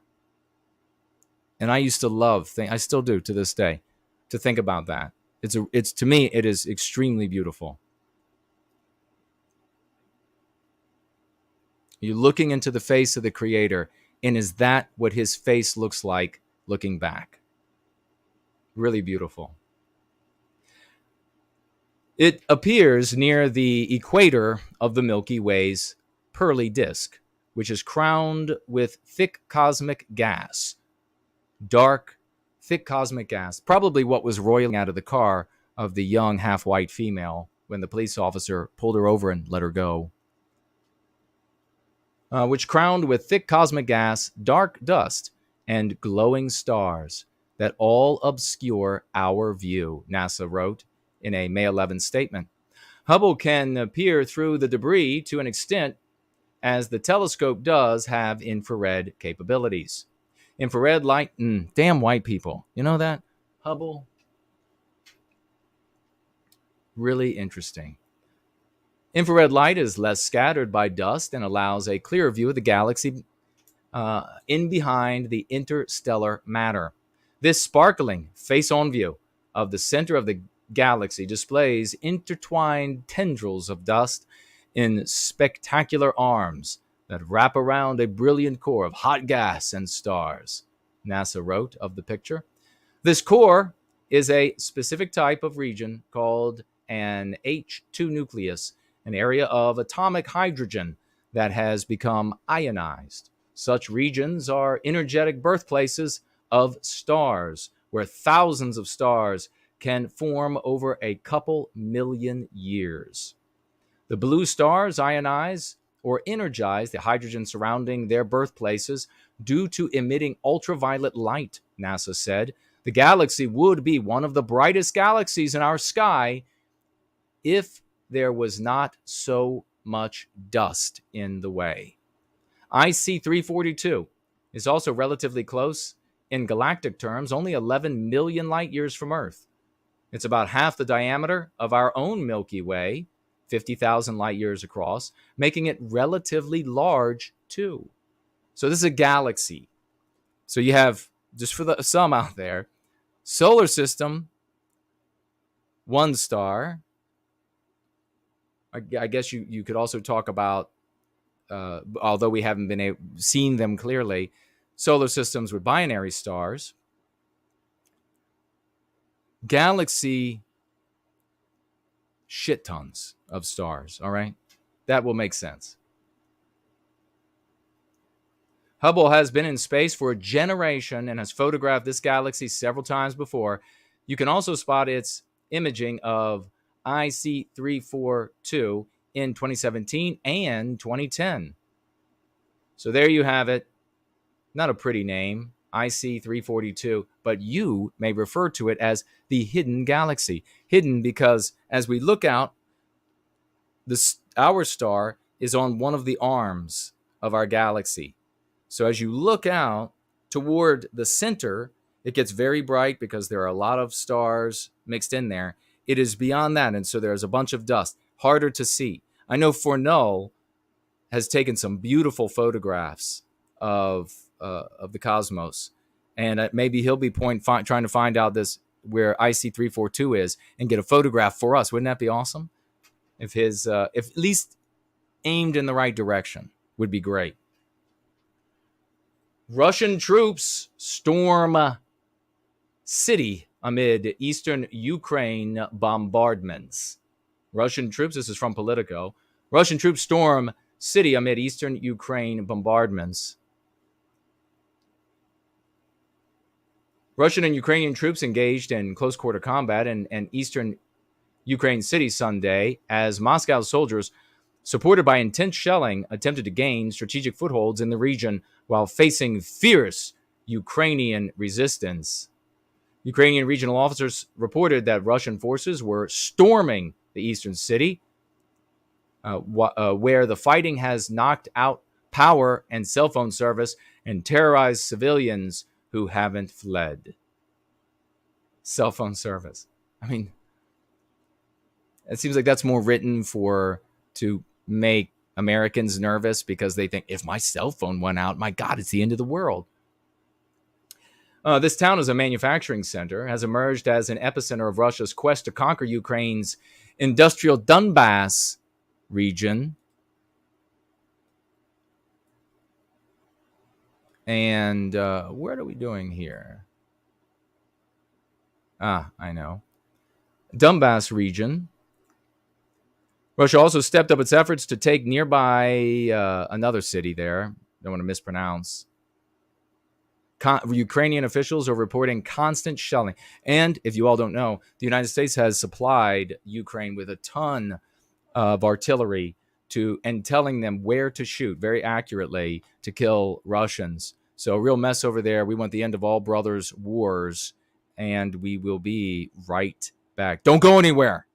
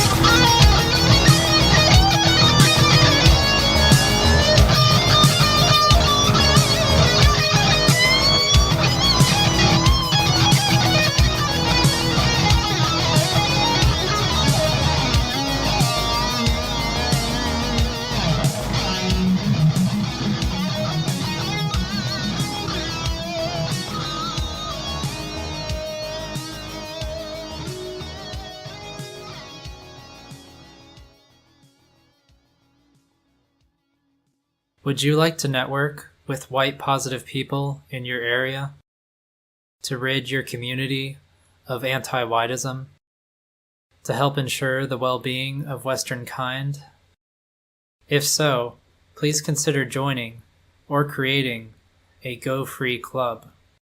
Go Free or Going Free clubs are dedicated to teaching the practice of going free of the anti-white meme pathogens preventing Western kind from protecting themselves from anti-whitism. By forming clubs, white positive members of a community can help each other to overcome the anti-white propaganda they have been infected with by utilizing the teachings of Jason Kuna's book, Go Free. Go Free clubs have been forming throughout Western civilization since October 2021.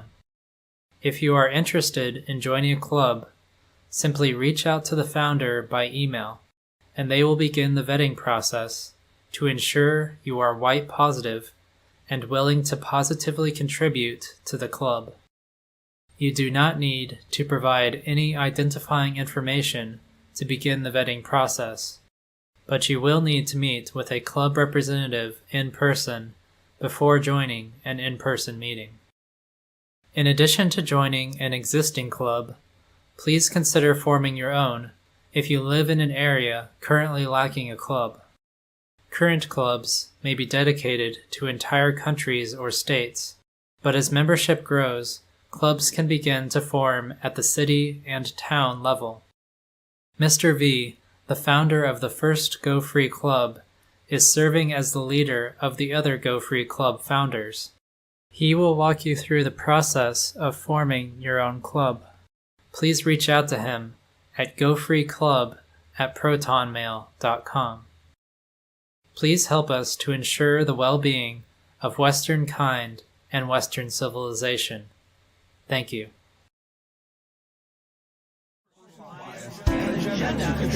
Exactly what people think, and this is extremely dangerous to our democracy.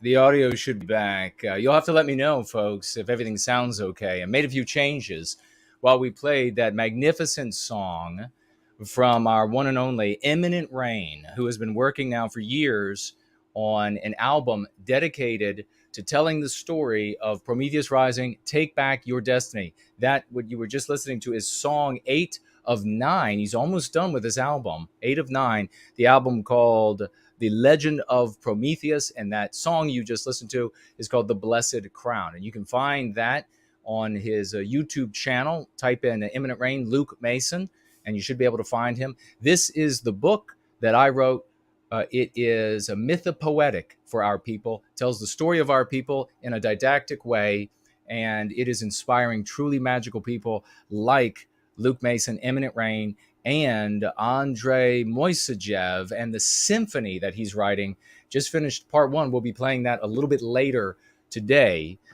Do get your Prometheus Rising from Amazon or nowhiteguiltcollectibles.com. Nowhiteguiltcollectibles.com. When you get it from that site, you will get a signed copy. And maybe one of these days I run for office, we get into office, everybody will say how fantastic we are. And then those books, especially those early ones, will be worth a lot of money. They will be collector's items in the future. There is a game board underway, a board game underway by Nathaniel and some others working on that. It's truly inspiring our people because it speaks to directly on many levels on who we are. I recreate Prometheus from the old story into something completely new. So don't confuse it with the old story, by no means. Everybody hearing me okay? Did the music, do we have any of those people who are listening closely? I see Jennifer is with us. Great to see you, sister. And Carmichael, hello to you and welcome. Tell your friends. Tell your friends we're having fun. We're only just getting underway. Here's Anglo-Saxon is here, Synth, and so many others. Great to see you all champions. Groundhog Fury was with us. Still, great to see you still with us, good brother. And Groundhog Fury, big round of raucous emojis and 07s for that song, Imminent Rain, doing all that himself. The visual there done by Groundhog Fury. He's done videos. Not only did he do the cover and so much more for Prometheus Rising, but he's actually made music videos with moving soldiers and on the sea. I mean, this is amazing people. Nothing like this has ever happened in the white sympathetic sphere. It boggles the mind until you look at ego and jealousy. Why this is not being talked about everywhere, and all the content creators and organizational leaders saying, my God, this is something never happened, not even remotely close. Had so many wonderfully talented people that come together for something spiritual and tangible at the same time. It will make you a better Christian, Catholic, pagan, atheist, whatever it might be, by getting into Prometheus Rising. And thank you so much, Groundhog Fury, for all that you have done. No W Guilt is with us. Great to see you. I'm going to get right over to the Go Free lesson of the day. We're going to pick up the pace a little bit because we burned up so much time with those stories. But I got stuck. I got stuck in that story from that half-white girl, from the rich, that half-white privileged girl, and how bad it is. Can you imagine? She is going to end up working in some Democrat regime in D.C., and she'll be making decisions for your life, mine, our nephews, nieces, children. We'll jump over to a big hello to everybody there on Odyssey. Great to see you all. And we have a couple financial gifts there, and I will get to them right now. We also have some champions over there on D Live. We have, let's see, XO is there. Great to see you, brother. Canute is there. Hello and welcome. Western Biz Marketer is there. Great to see you. So is Lady 5G. Great to see you, sister. Over here on Odyssey, White Wellbeing Advocate. And maybe I'll work from bottom up so I don't miss any of the financial gifts over there. We have White Wellbeing Advocate, $1 financial gift. Thank you so much. And he writes here, a black person who works where I work and is also a customer of mine said, ching ching. Oh my goodness. Quote, ching ching, close quote, to an Asian customer of mine. How should I have handled that situation? I am a third-party vendor. So you're a vendor. Is he also a vendor? I mean, I don't think it would really matter to say something privately to that person if you feel so compelled. I wouldn't do it publicly, but. Let me see if you say anything about, okay, right above that, another $1 financial gift from White Wellbeing Advocate. Thank you, brother. Says, some black people I work with make fun of Asian customers to their face and very straightforward about it. Wow. I would say if it were me in your shoes, and this is not like a friend scenario where like you have a group of friends and it's like just good-natured comedy, fooling around, and they sort of, everybody gives and takes. If you see people that are, and this is first on a social, personal level, if you see people who are getting upset by that, and I don't mean offended, but I mean like it's hurting them. They're like, their feelings are hurt. I would say to the guy, hey man, you're hurting you're hurting their feelings with that stuff. What? Knock it off. Or you might want to knock it off because you're just hurting their feelings.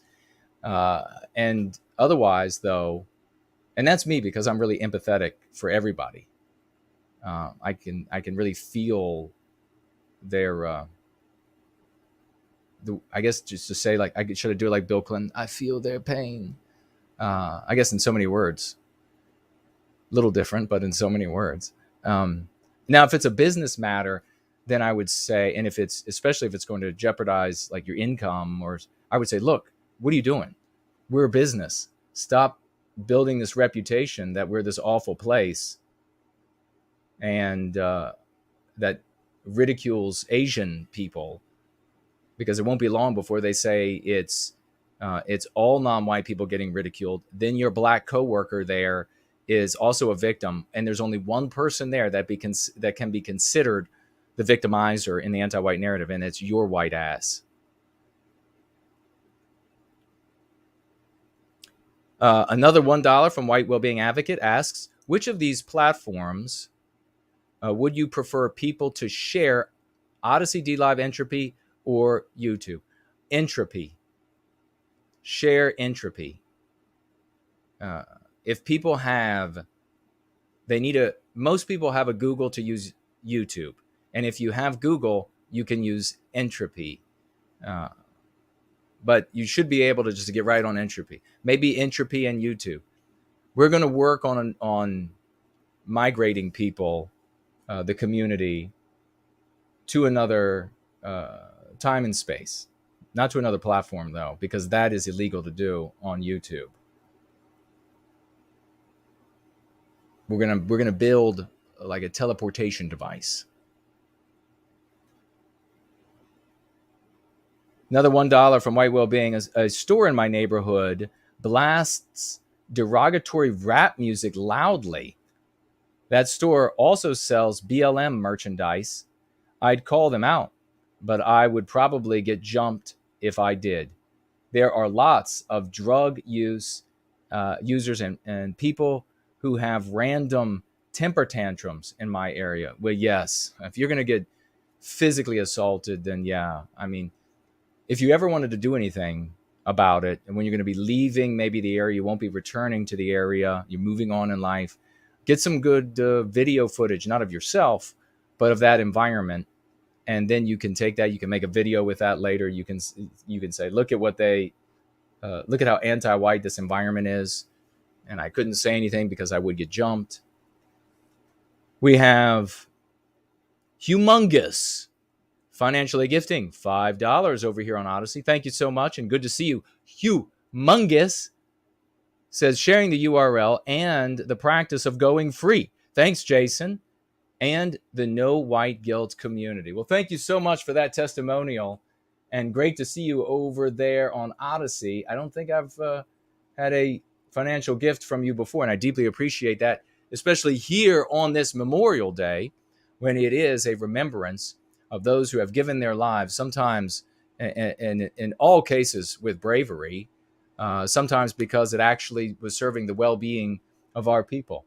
And even when our people are ignorant of the reason that they've been lied to and they're going to war for the wrong reasons, and especially when it's brothers' wars, we celebrate their sacrifice and their bravery of both sides nonetheless.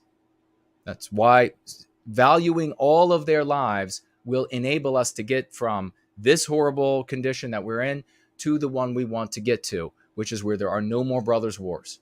You have to value, if you're one of those folks that are just like, nope, just the guys on the country I grew up in, they're the only good ones, they're the only brave ones, we'll never get to a place where we're not killing each other. So let's jump over to Entropy, and let's get, for all of you to celebrate, I'm going to thank again Dude Bro Moment, EXO, and JK160. JK160 financially gifting $10 US. Thank you so very much. Again, writes, Lovely Porge is great. He makes amazing videos. He does indeed. EXO financially gifting, get those 07s and raucous emojis out, $50 US. And he writes, thank you so much, EXO. Again, this is $50 more than the flagging gutless Hassan basement dwellers. Absolutely no white guilt. Very well written, and thank you so much for that. Yeah, they were pissed off. They got real fired up over me absolutely decimating every single anti-white argument. Every one. There wasn't a single, if that had been a cage match, there would not have been a pore that he would not have been issuing flowers from. It would have been wonderful. Dude Bro Moment, also $50 US. God bless you. 07s for Dude Bro Moment, and raucous emojis. And he writes, with that $50 financial gift, for white well-being. Now we're going to jump over. Thank you again, brother. Jump over to Entropy. And we have Vulture Man. And we're going to be getting two. Don't go anywhere because it's going to get crazy. I know you all are waiting for the strippers. Maybe they're coming. I won't do anything with that. We do have a Going Free lesson of the day that you're going to benefit from. We're going to talk about an MP, and we have a reading from Crucible, nonfiction book of my life, junior high school, 7th and 8th grade, 11 to 13 years of age. Pertinent because we have all of this stuff going on in the schools right now. Remind me to tell you all about Tuesday, tomorrow, and the show that we are going to have tomorrow. Please, somebody remind me. I don't think I've written it down. I've been dealing with a lot of stuff going on. Vulture Man, financially gifted, $10. $10. Thank you so much, Vulture Man. And he writes, this is how I vote with my wallet. That's badass. That's actually badass. This is how I vote with my wallet. That's how you put anti-whites in their place. $10 financial gift. This is how I vote with my wallet. Yiz, drink plenty of OJ, get better soon. So Yiz must not be feeling great at the moment. Let's see. We have a financial gift from her as well. Thank you for that, Vulture Man. That's really wonderful of you. And Yiz financially gifting $5 from our dear champion, Yiz the Eunuch and Unifier. She writes, weekly folk tithe to ask for prayers. I have a horrible sickness that's like a mix of a bad flu and bronchitis. Oh, good grief. Yes, let's pray for our dear sister here, Yiz. She's such a champion, such a sweetheart, makes things happen. She is more, really just, she puts, I'm not kidding, 90+% of the males in the white sympathetic sphere to shame with her efforts. That's real. You know, we look back in my schooling, my wretched schooling, squalid through the public school system. I did not learn any of these words from them, trust me. And in my own studies, autodidactic, I came across women who were actually champions, women who did amazing things. And Yiz is a great living example of that right now. I met Phyllis Schlafly. I mean, there are wonderful women out there. I think if we had our druthers, we would have no problem celebrating them, building statues to them. It's this anti-whiteism that forces women on you because they don't have a penis, or they do have a penis, but they say they're a woman. And things are changing fast for me. I'm a codger. You got to give me time to acclimate to the temperature of the water. She writes on, though, I seem to be on the mend, but I can barely talk and I need my voice to work. So please pray for me, Kip. Keep it Promethean, indeed, with a little white heart emoji. That's one of the things we say, folks. Kip, keep it Promethean. And that, of course, is from the story of Prometheus rising. And if we all were kipping, we would already have our destiny, if you want to know what it is. So let's pray for Yiz, and I send you some positive energy as well, sister. Western Man, with a great name, financially gifting $3, says, I will pray for Yiz as well. So he gets a little white heart emoji. You got Vulture Man saying let's pray. You got Western Man. We got some good guys in here. This is not your simpy, this is not your simp nighting. You know what? Maybe that's what we need to do. I always was perturbed by the phrase white knight. I mean, I get what it meant. And, it's a guy trying to curry favor with a woman or women so that he'll get sex at some point in the future. And he does everything he can to try to, no, it's just about being right to a woman. No, you've put her up on a pedestal and now she has no responsibility. And now people are fawning over. No, women are like men. There are good ones. There are bad ones. There are great ones. There are awful ones, right? Just like everybody else. And So the guys who are white knighting are trying to curry favor. They come running up and, I'll beat him up for you, verbally or otherwise. Just, can I get some loving later? Kind of a behavior. But simp knighting says it better. White knight, we're kind of going into a new age where white knight might mean something different. Simp knight. Simp knighting. We don't have that here. We just have genuine, honorable men. These kind of guys, if the guy was sick, they would say, hey, the guy's really in rough shape. Let's pray for that guy. Rory Herbert, financially gifting $5. It's Rory the Gentleman Herbert to you. And he writes, on this Memorial Day, could we spare a thought for my wife's second cousin? And this is Michael Joseph, who posthumously received the Medal of Honor for his actions, in Vietnam in 1968, age only 19. Oh my gosh. That is Philadelphia has a veterans hospital named at, really? No way. We should look that up. Let's see.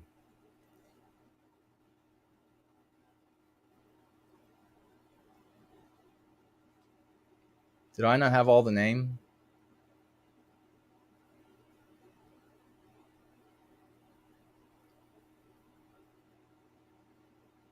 Maybe I don't.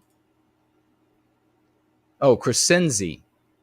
Michael Joseph Crescenzi. There's a hospital named after this. Died at 19 years of age. That is god awful. Let's for all of these young men, and there have been some young women, but let's just take a couple of seconds to think about these lives that have been snuffed out. You think about the good boys on both sides of our conflicts, our brothers' wars, who went off when they were in the flower of their youth, so that so many who even are bent and weary could continue to live the life that they had become accustomed to.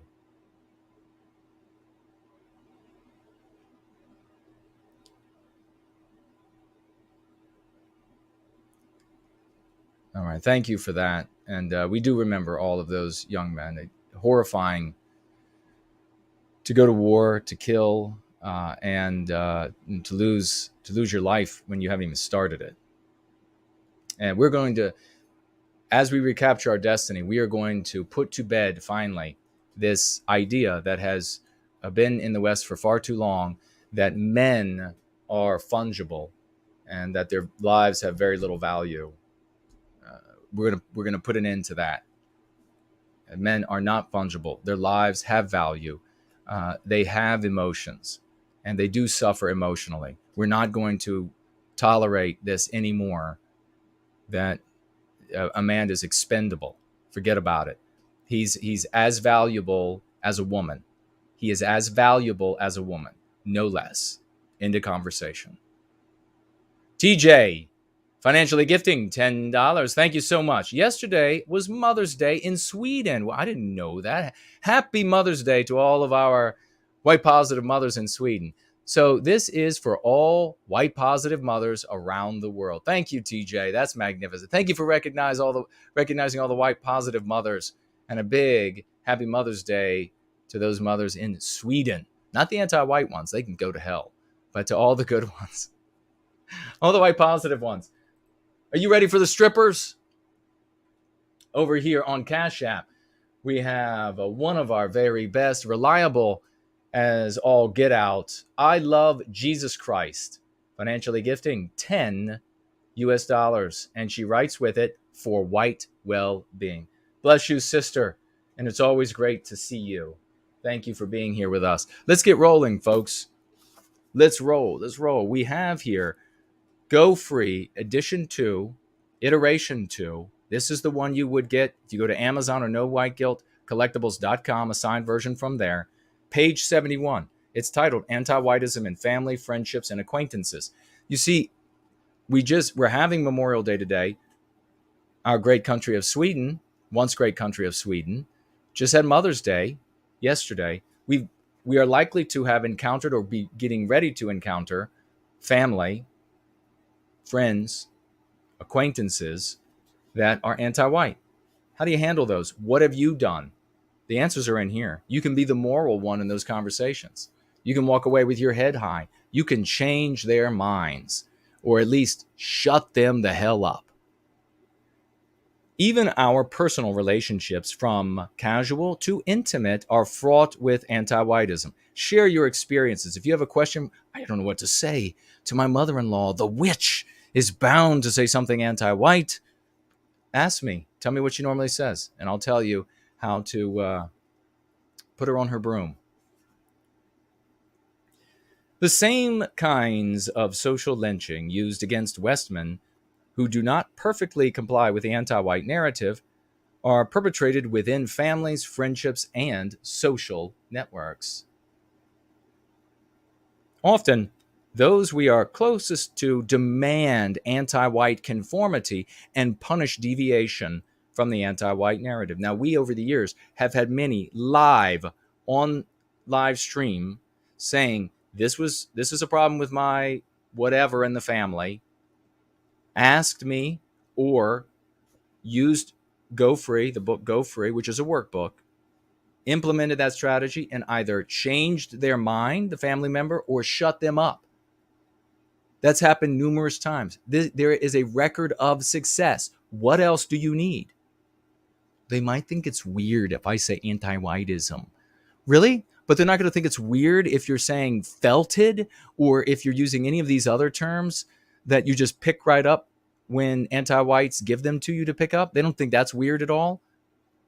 Being well adjusted to a sick system makes you sick. Somebody timestamp that for me so I can get that later. No White Kill Clips and HP 2014, both of those guys. Since I started making some funny clips here and there, I got to tell you, I got a new respect for the hard work those guys do. We better be sharing, because that takes a shit ton of time. And you're trying to do other things. You got other things to do in the world.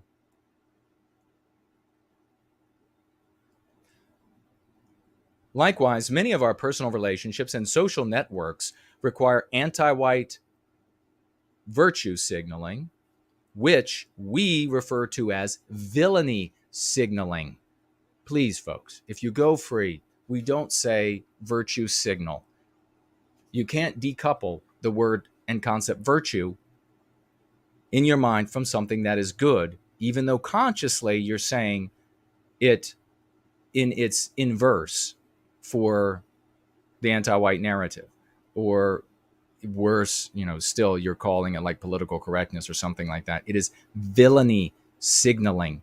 Villainy signaling. Say it a couple times and you'll suddenly realize, wow, that seems like much more powerful than calling it virtue signaling. Irony just doesn't seem to do it. No shit. Villainy signaling as a form of, so often these networks require you to villainy signal as a form of social payment. You're going to be in this group? Well, you got to do some villainy signaling. Even our most intimate and meaningful relationships are severed by whites who are so infected by MPs that they would rather destroy such relationships, marriages, families with children, than deviate from anti-whiteism. You've seen it. Maybe it's been in your family. What follows are a representative handful of anti-white festering wounds on our personal relationships.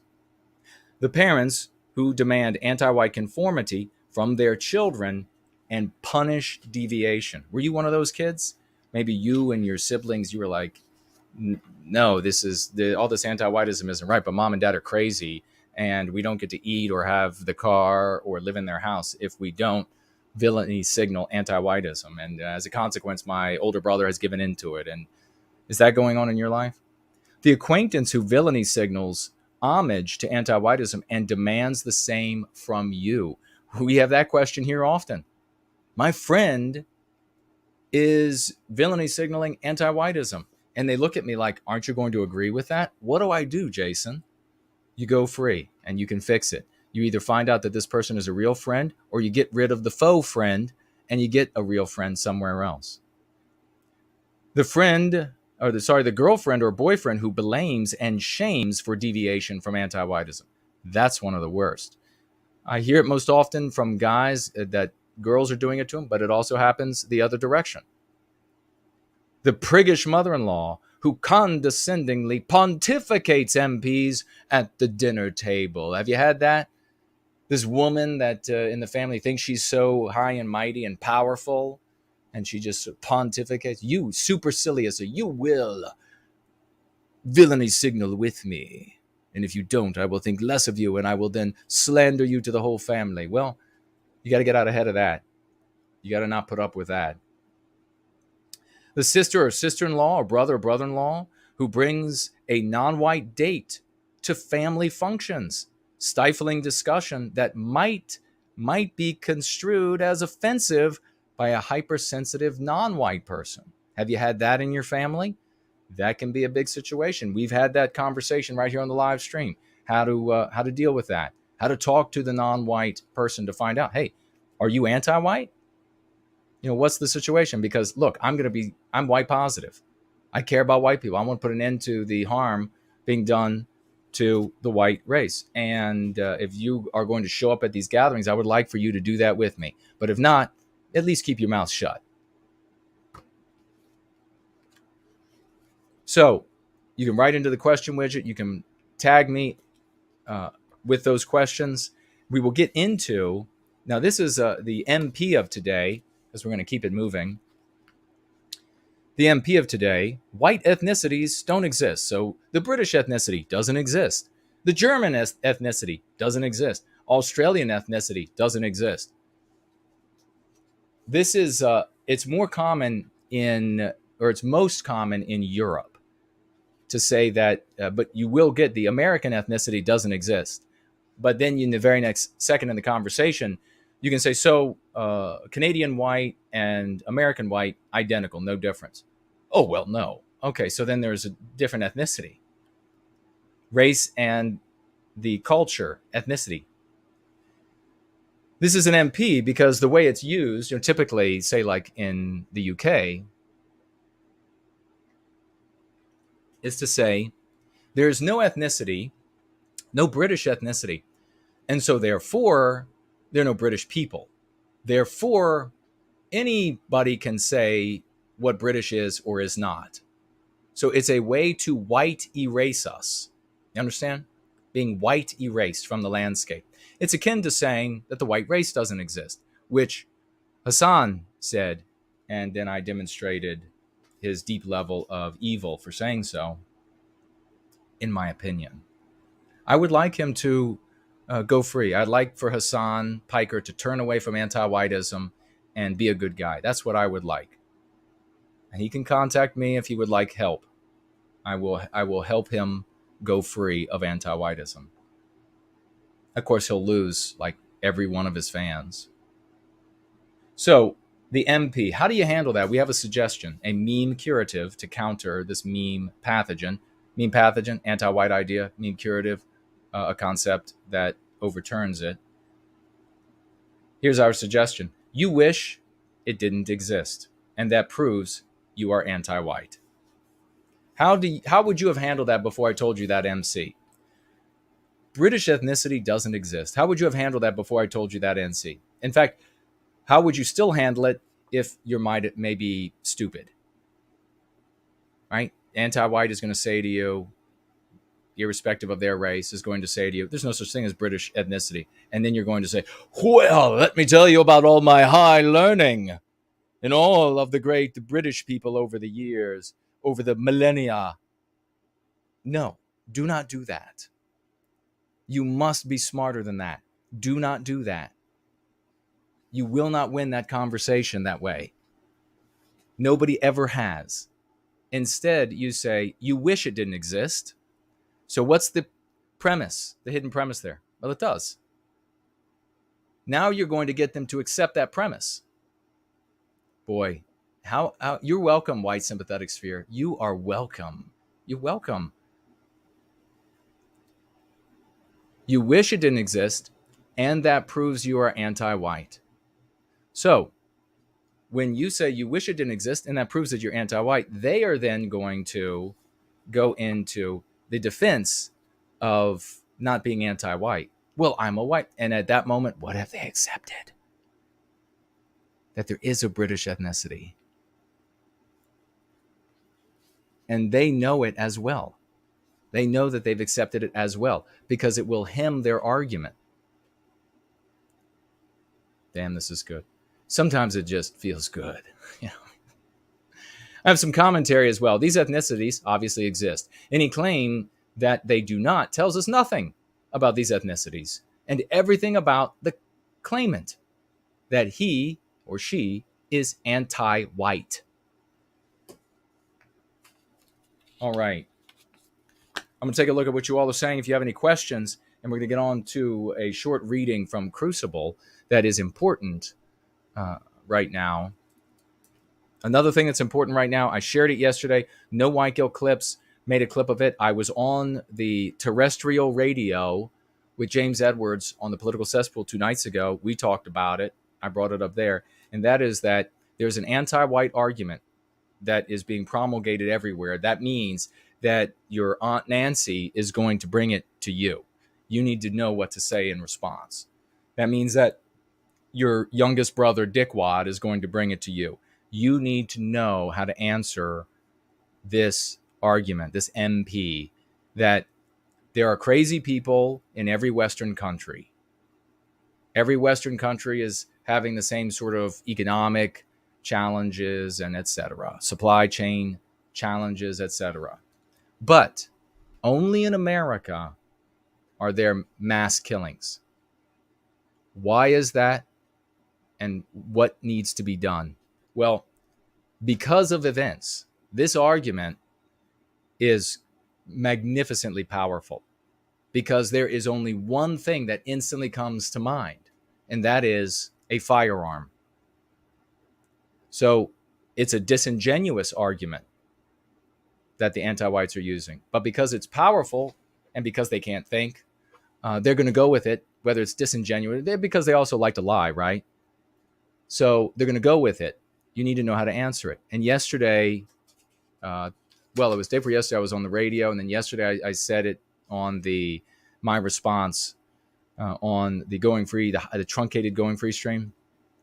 And essentially this came about because I saw Ted Cruz confronted with by some British reporters, anti-white British reporters. They made this argument to him. And what did Ted Cruz, the Republican, do? He tried to run away from them, and then he spun around and said, America is the freest and most prosperous nation. So essentially, America is rich. And so therefore, what? What did it tell us? It didn't tell us anything about the argument that was taking place other than Ted Cruz had nowhere to go. He couldn't think on his feet quickly enough. It told us what Ted Cruz values most, and it's money, because that's where his mind immediately went. If somebody was actually faithful, and not just saying they're a Christian, but actually faithful to Christianity and Christ, put on the spot, they would immediately say Christ. Ted Cruz immediately said money. So it tells you a lot about him. If I had been the politician, and who knows, maybe I will be one of these days, confronted by anti-whites saying this, I made this argument, not Monday morning quarterbacking, as they say, not from the easy chair. I did it right on the spot. I hadn't even heard. I paused when Ted Cruz went to run away because I didn't know that he was going to turn around and say that dumbass thing. I thought it was wow, it's over. I paused it and I said, my God, I said what I am going to tell you. Then I played it and watched him say, we got money. So there. Freedom isn't free. It requires responsibility and morality and good character. And every day in the United States, we have less responsibility, less morality, and worse character. And that is a consequence of your anti-white leftist ideology that creates and incubates evil. The remedy is not to destroy freedom one piece at a time until there's nothing left, like you have done and are doing in your country. Instead, you destroy evil and anti-white leftist ideology that creates it. That is the response. So be ready for younger brother Dickwad or Aunt Nancy, Ninny Nancy to show up, and you'll be ready then with a response. You don't destroy freedom. Of course, taking away the right to self-defense is destroying freedom. You don't destroy freedom to remedy this. The problem is that how sick people are. They don't value life. And that's a consequence of your ideology, your anti-white ideology. So I'm not giving shit up because you have ruined things. Bitch. You could use that for both Nancy and Dickwad brother. I'll go ahead and say it right now, and maybe again in the announcements period, that tomorrow, hopefully, I'm working my ass off, folks, for you. I am working my ass off, folks. You know how many hours of sleep I got trying to do all this? I was up until late with For Null, for one thing, working on a very exciting thing. It's not going to be ready, I don't think, but going with almost no sleep, and as pretty usual. But tomorrow, I am planning to do a new show that I will do once a week on Tuesdays, hour to 2 hours long. I plan on doing a 10-episode exploration with this show, which the proto name for it is Jason Goes Political. And during that show, I'm going to talk about politics in America. And I'm going to talk about my political positions and what I would do to remedy things if in office. If the show is just so-so, we'll do the 10 episodes and that'll be it. It'll be fun. If it is energized and people are coming to it and people like it, well, then we'll go beyond the 10 episodes. If it really does well, then it could potentially serve as a launching pad for a run for office. So that is Jason Goes Political. I don't have a time yet. Tomorrow evening, Eastern time. We'll see. Give me your feedback. What time do you think would be good? Eastern time. And don't just be selfish. Don't just say, well, I get off work exactly this time. What do you think would be easiest for the widest number of people to participate with? So maybe that's later than we start normally here. I'm going to take a quick look at your comments over here and on YouTube and Odyssey and D Live. Has anybody tagged me over there? I see the great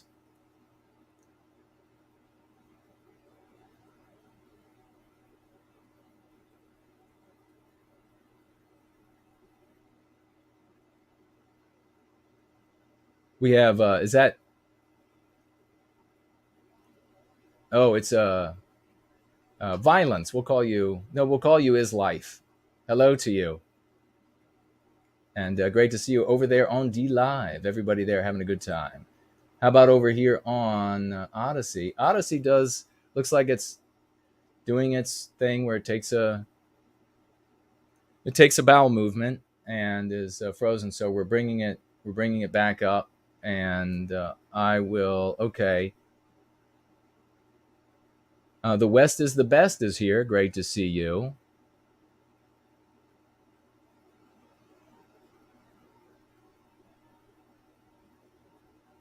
And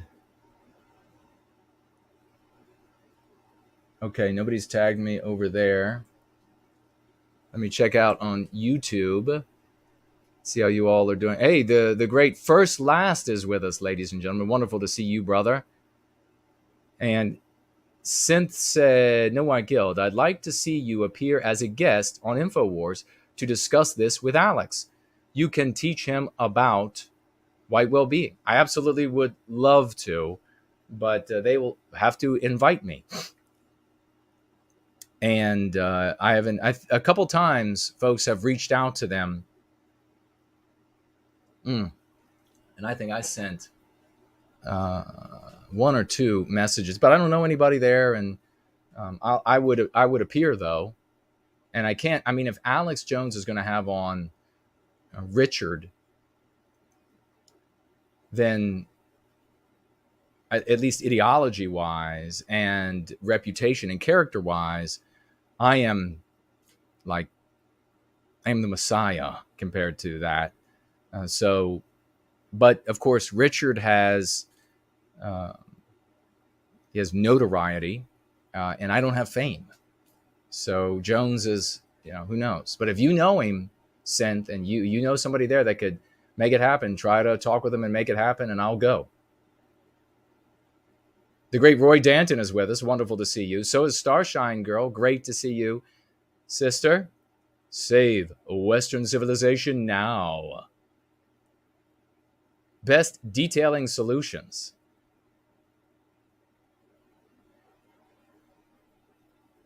is here, giving some opinions about our planet. Imminent Rain is here. No, W. Guild is saying, hail Imminent. Maybe it was just for the song, but he's not here. I didn't see him.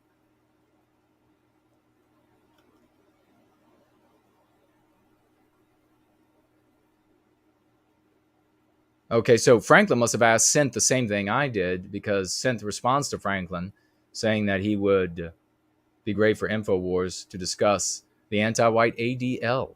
I guess they've gone after Jones, haven't they? Elaine Sabatino is with us. Hello, sister. A happy Memorial Day to you. Says, please check your PMs on Instagram when you get a chance, Jason. I will. Thank you. I will. But if I don't get back to you very soon, remind me again. Reptile is still with us.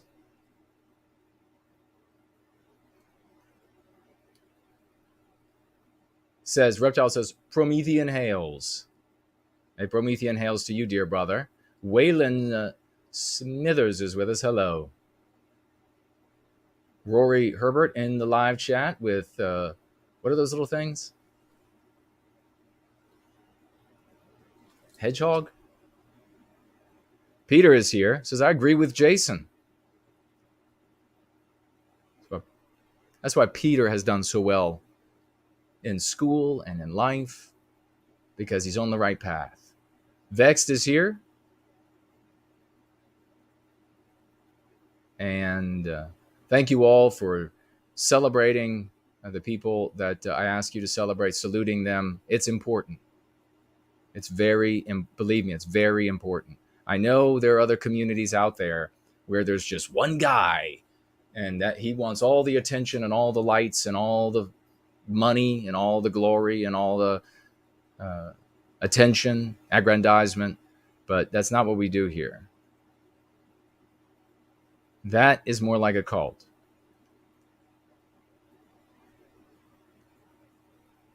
All right. First Last says Jason is the master. Well, thank you so much for that, good brother. I really appreciate that. And folks, if you knew how smart this guy is, you would really appreciate that. Musical wizard. Promethean Promulgation says, Wes is here. He says hello to me. Hello back. Jim is here. Says, I used to be an Alex Jones listener. I think you'd go over big with his audience. Well, I'll happily make his audience very happy. And that would be the way. If you reach out to him, you get an opportunity to talk to him or any of his people. You tell them how good I would be for his audience, for Alex Jones' audience, how much they will like me and therefore be happy with Jones. That's the way to potentially make it happen. The great Fornull has just arrived. Promethean Promulgation says, I know how you can get on bigger shows. Get massive implants and win an easy gold medal. Yes. Have you been looking at my plans list? Plan D, massive implants, win a gold medal. Holy shit. We must be on the same thought track. All right, we're going to jump over here. What's happening in the schools? What is happening in the schools is worse for white kids than what was happening when I was there, for sure. This was not a very short time ago when I was there. This is Crucible. You can get this at Amazon, nowhiteguiltcollectibles.com.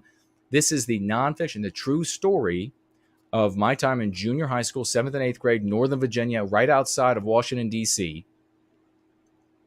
This is what was going on then. This is a period in my life where I went from being a very innocent child, wondering, why do they hate on us all the time? Is this some kind of an accident?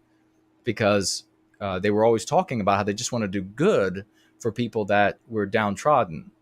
I began asking questions. It didn't go well for me. I found out what was really going on in the world. As white kids, you will see yourself in these pages. Everybody who reads this gets back to me and they say, my God, that was the story of my life.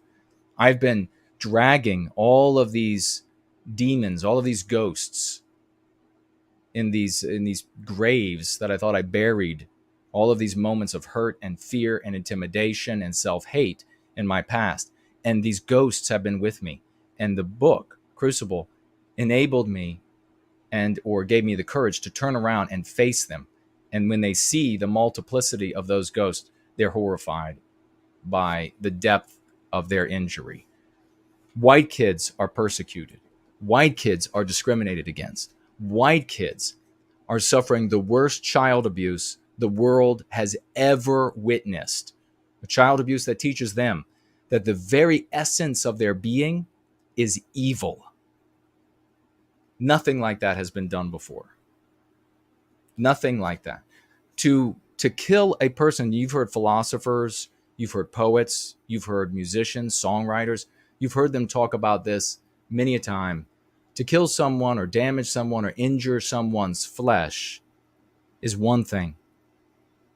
But to take their soul from them, their identity, to poison that is far worse.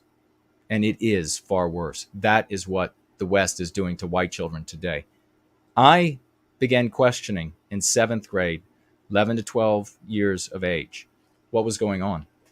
And I was persecuted and intimidated by the 8th graders, the 12 and 13-year-olds, which, by the way, the non-white children, most of them, not all, matured much faster.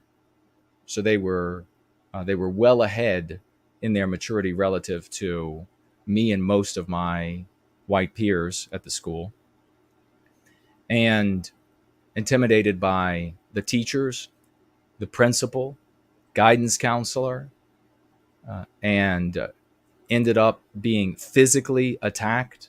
I never lost a fight, but I was not comfortable with fighting.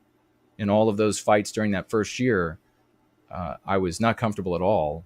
And in fact, I share in this book about crying after the first time I was physically attacked and won the fight. And always having to fight back the tears for some time until I became more comfortable with it. This is chapter 34, Surrender, the end of the 7th grade year, getting ready to go into summer between 7th and 8th grade. And I have been called down to the office. And I will just read a little bit of this to you so you can get an idea.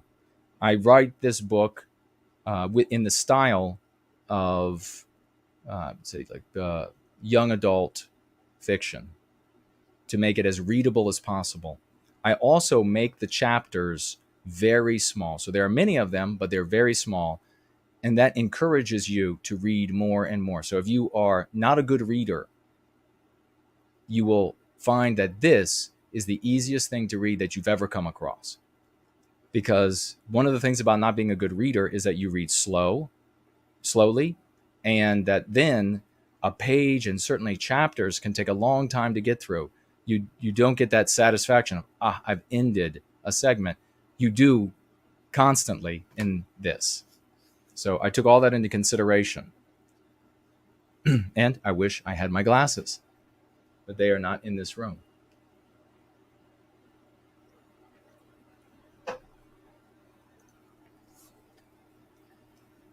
All right, then I'll look back at your comments and questions and we will keep rolling. I was summoned to the office the following Monday. Once there, one of the secretaries tonelessly informed me that Mr. Cribbs wanted to speak with me. As I bewilderedly approached his lamplit, coconut-scented office, I heard Cribbs and Wolf gabbing amiably, but they went stoically silent the moment I entered. Cribbs behind his desk, Wolf seated in an adjacent chair, wielding a multi-page document that he rolled up as I entered the room. "Mr. Kuna," said Cribbs, unsmiling.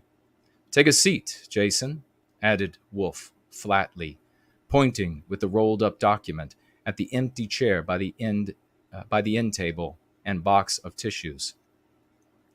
I had never seen Cribbs or Wolf so troubled. "What's wrong? What's happened? Is my family okay?" a voice desperately cried in my head, as I threw anxious looks at the pair and perched myself on the edge of my seat. "Hurry up, what's wrong?" "Jason," Cribbs thoughtfully began, leaning forward and resting his elbows on his desk, lacing his fingers. "We're concerned about your bullying behavior." "My what?" I choked incredulously, gaping at them both. I couldn't believe what I was hearing. What bullying behavior? I had barely survived a year of being excoriated, snubbed, abandoned, silenced, chased, intimidated, threatened with beatdowns and murder, and physically attacked. And they wanted to talk about my bullying behavior? "Your bullying behavior, yes," Cribbs adamantly continued, despite the look of disbelieving shock on my face. "We're concerned because you've been intolerant of others' views all year." "No, that's not," I energetically started, but Cribbs showed me the palm of his hand, silencing me.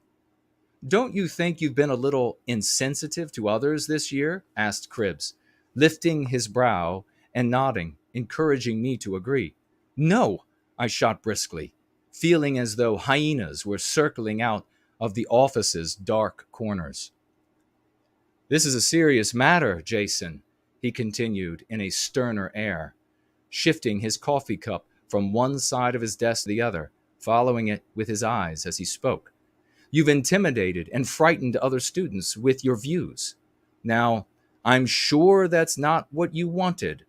"Oh," he paused, fixing me with a knowing glare. "And we know about your fights with students who disagreed with you." "They came after me," I countered, sliding back in my seat, feeling scared, confused, and defensive. "You've incited them with the things you've said," interrupted Wolf moralistically, tapping my knee with the rolled-up document. "We've talked about this several times. I know what you're about to say, but people are naturally defensive when they hear opinions like those." "Defensive?" I exclaimed.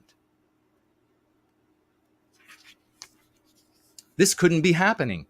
They couldn't really be accusing me of everything the anti-whites were guilty of. They couldn't be turning reality on its head, making the anti-whites into victims and me into the victimizer. But they were. I felt myself shrinking, the air leaving my lungs beneath the horrible weight of my epiphany. I think I'll stop there. That is a taste of what our white kids are facing in school. You have the reality, hunted, slandered, intimidated, threatened with beatdowns and murder. You have that reality, the actual physical altercations, the confrontations, the glares. You have that reality, and then you have anti-whites who, to our children, to our white babies across Western civilization, then say to them what those two motherfuckers said to me. That really happened. All of what is actually happening to you, Jess, you are all alone all year long in this, with everybody on you to be anti-white. And you only saying the entire time that, whoa, no, we're not going to continue being anti-white. This is not fair to white people. It's not fair to say that it's moral to be for white ill-being. That's all I ever did. I was 11 to 12 years of age. And then you have these two adults in positions of power inverting reality. That is what's happening every single day. Help me, for God's sake. Bring that truth to the world. Help me, for God's sake, to put an end to it. All right. Take another break in just a moment. I think I saw some tags for me, and we're going to keep rolling.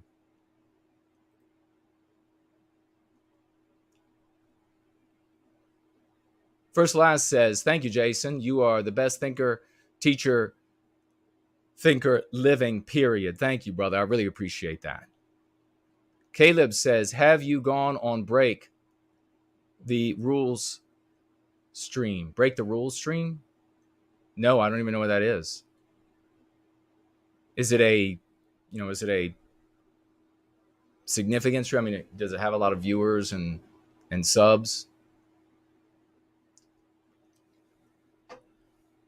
I really appreciate when, I'm very busy, but I really appreciate, and I will help people who are just getting started. You know, they got like 20 viewers or something, but I've got to categorize my time to the most effective and best use. And so if there's an opportunity for a stream that's like that size or a couple hundred listeners or something, then I will do it. Promethean Promulgation, I know how you can get on bigger shows. Oh, that was from earlier. Yeah, thanks.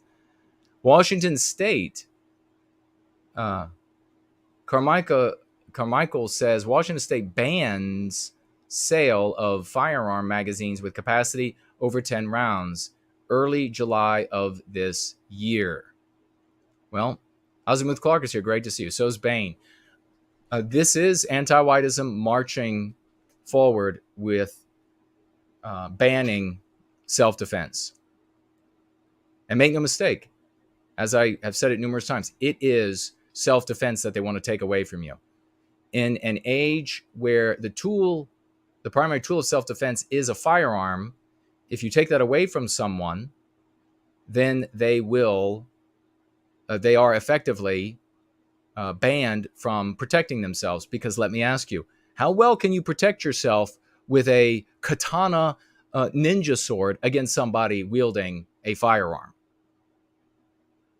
Don't start saying, well, let me think of some strange way. No, you know there's no hope in hell. You're dead. It means you do not have the ability to defend yourself. And here's the thing, the anti-whites, remember I talk about the double standards, and that can never be the point. We don't do that here. They do that elsewhere. Anti-whites will tell you that if you ban abortion, women will just go out and get abortions legally. And then they'll say, well, if you ban guns, people won't go out and get them illegally. No, they know they will. The argument there is not about the double standard and the hypocrisy.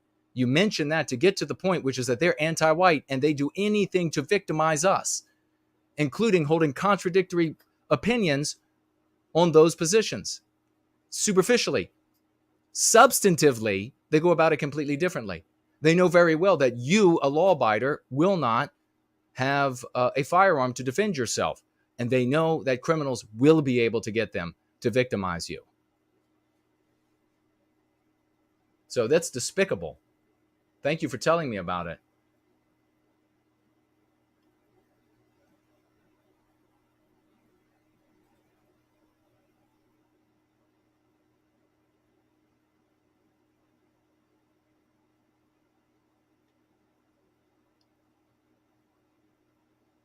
Caleb says yes. Cui bono says when it comes to brothers' wars, Anglo-Saxon says cui bono when it comes to brothers' wars. Indeed, who benefits? Latin. Bain says they have already robbed the white people of defense with language. Yeah, very well said. Yes, absolutely. We can never defend our well-being because we are anti-white slur. Well, no, that's why you use the lexicon of going free and you win every time. I win every time. I win every single time. And we have thousands of testimonials of folks using the lexicon of going free. They win every time. You let them use the anti-white slur of racist. We have a response for that. But you're right. You're 100% right. Bain goes on to say it's only natural they would then go to disarm us physically to prevent us from having the right to self-defense. Because do you really think, honestly, think about this, folks. Are they after the right to self-defense when it comes to white people, or are they just after firearms? Because you know damn well and good that if they took the firearms tomorrow and you defended yourself successfully with a katana ninja sword against anti-whites trying to harm you, what would happen to you? It's self-defense that they want to take away.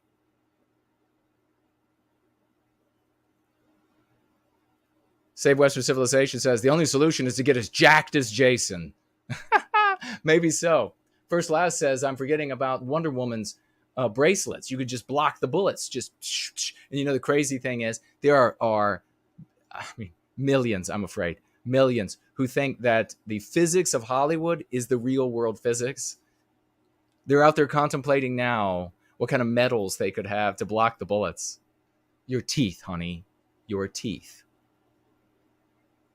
You just catch it in your mouth. Western Kind Art is Life is here. Hello, sister, and great to see you. All right. What are we going to do now? I know what we're going to do. We were talking about Prometheus Rising. This is serious. This is serious. This is mythopoetic. I wrote it to give our people an understanding didactically in a mythopoetic spirituality to teach us about ourselves, strengths and weaknesses, how they're used against us, how to use those strengths and weaknesses for our own good. Multiple levels of education. There's nothing else like this. That's just a reality. There's nothing else like this that speaks so frankly to who and what we are and empowers you as the reader. It has been so moving for so many talented and wonderful people. Groundhog Fury came forward and began making magnificent art for Prometheus Rising, videos, things that these are the kind of people that if they were being paid for their time, it would be tens of thousands of dollars. They're coming forward and saying, Western kind of cared about our people, but there's just nothing going on that's of real value. Andrei Moissejev is a great example of that. He said, right, frankly, just saliently in your face that, hey, I would not bother myself with fiction at all. Hate fiction, not interested. This is something different. Read this. This is something different. He decided that he was going to create a symphony with his limitless talents to tell this story, Prometheus Rising, Take Back Your Destiny. His symphony is titled Prometheus Rising Symphony, and part one, the very beginning of the symphony, is titled The Fount of Creation. We're going to listen to that in just one moment again, and I want to hear if Fornell is here now, and so we can get from him if the change that I make helps the sound at all. We also have, we just listened to Imminent Rain. I told you all about that. He's on song 8 of a 9-song album to tell the story. When does that happen? When does a piece of fiction come out in the white sympathetic sphere that then glorious, brilliant, talented, wonderful folks step up right away? And it's not just the music. It's like to say just the music. You got a symphony and you have a Promethean metal album that is glorious, that comes into being. You also have a concept album done by Fornell, who is here. It's called Promethean Space Saga. He created a fantastic album of songs that has its own book that comes with it when you purchase it, and it's got and each of the songs tells a little bit of the story, and it's written in the little booklet. It's brilliantly done. You have fantastic artists of various types that have all come forward and contributed works of art to be in the book. You have people who helped me in editing, etc., and this far smarter and more educated than I am, step forward and say, wow, this is something that has a lot of value, and I want to take it to the next level. I want to contribute my talents to take it to the next level. You know what? There are other groups of people who do that really well in the world. We don't do that so well until now. They see like one of their folks steps up, does something bright, something that can really serve their people. And then other bright members of their community step up and say, I'm going to help that. I'm going to fund that. I'm going to add my talents to that, whatever it is. Doesn't happen in the white race until now. And now what's happening? You get to see the sickness in the white race continue with, you have all of this amazing shit going on, and you would think that there would be articles written about it. And so, this is the best kept secret. This is happening.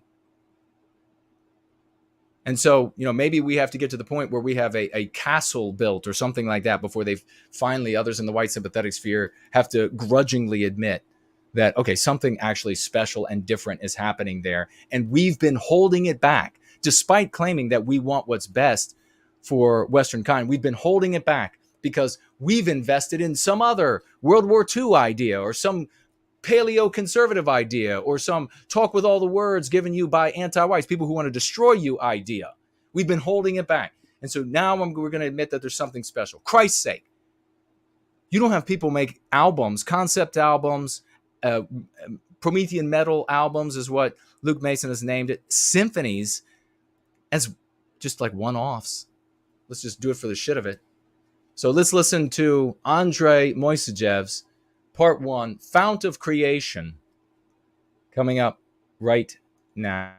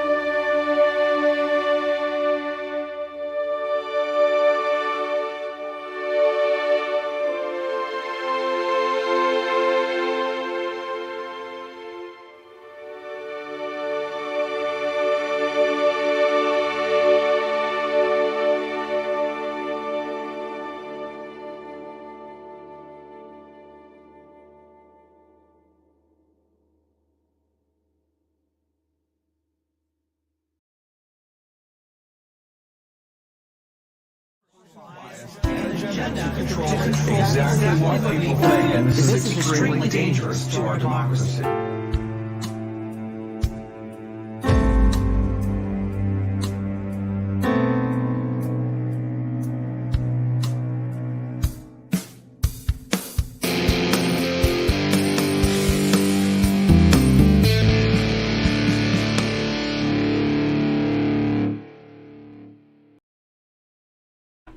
Let's get some, oh.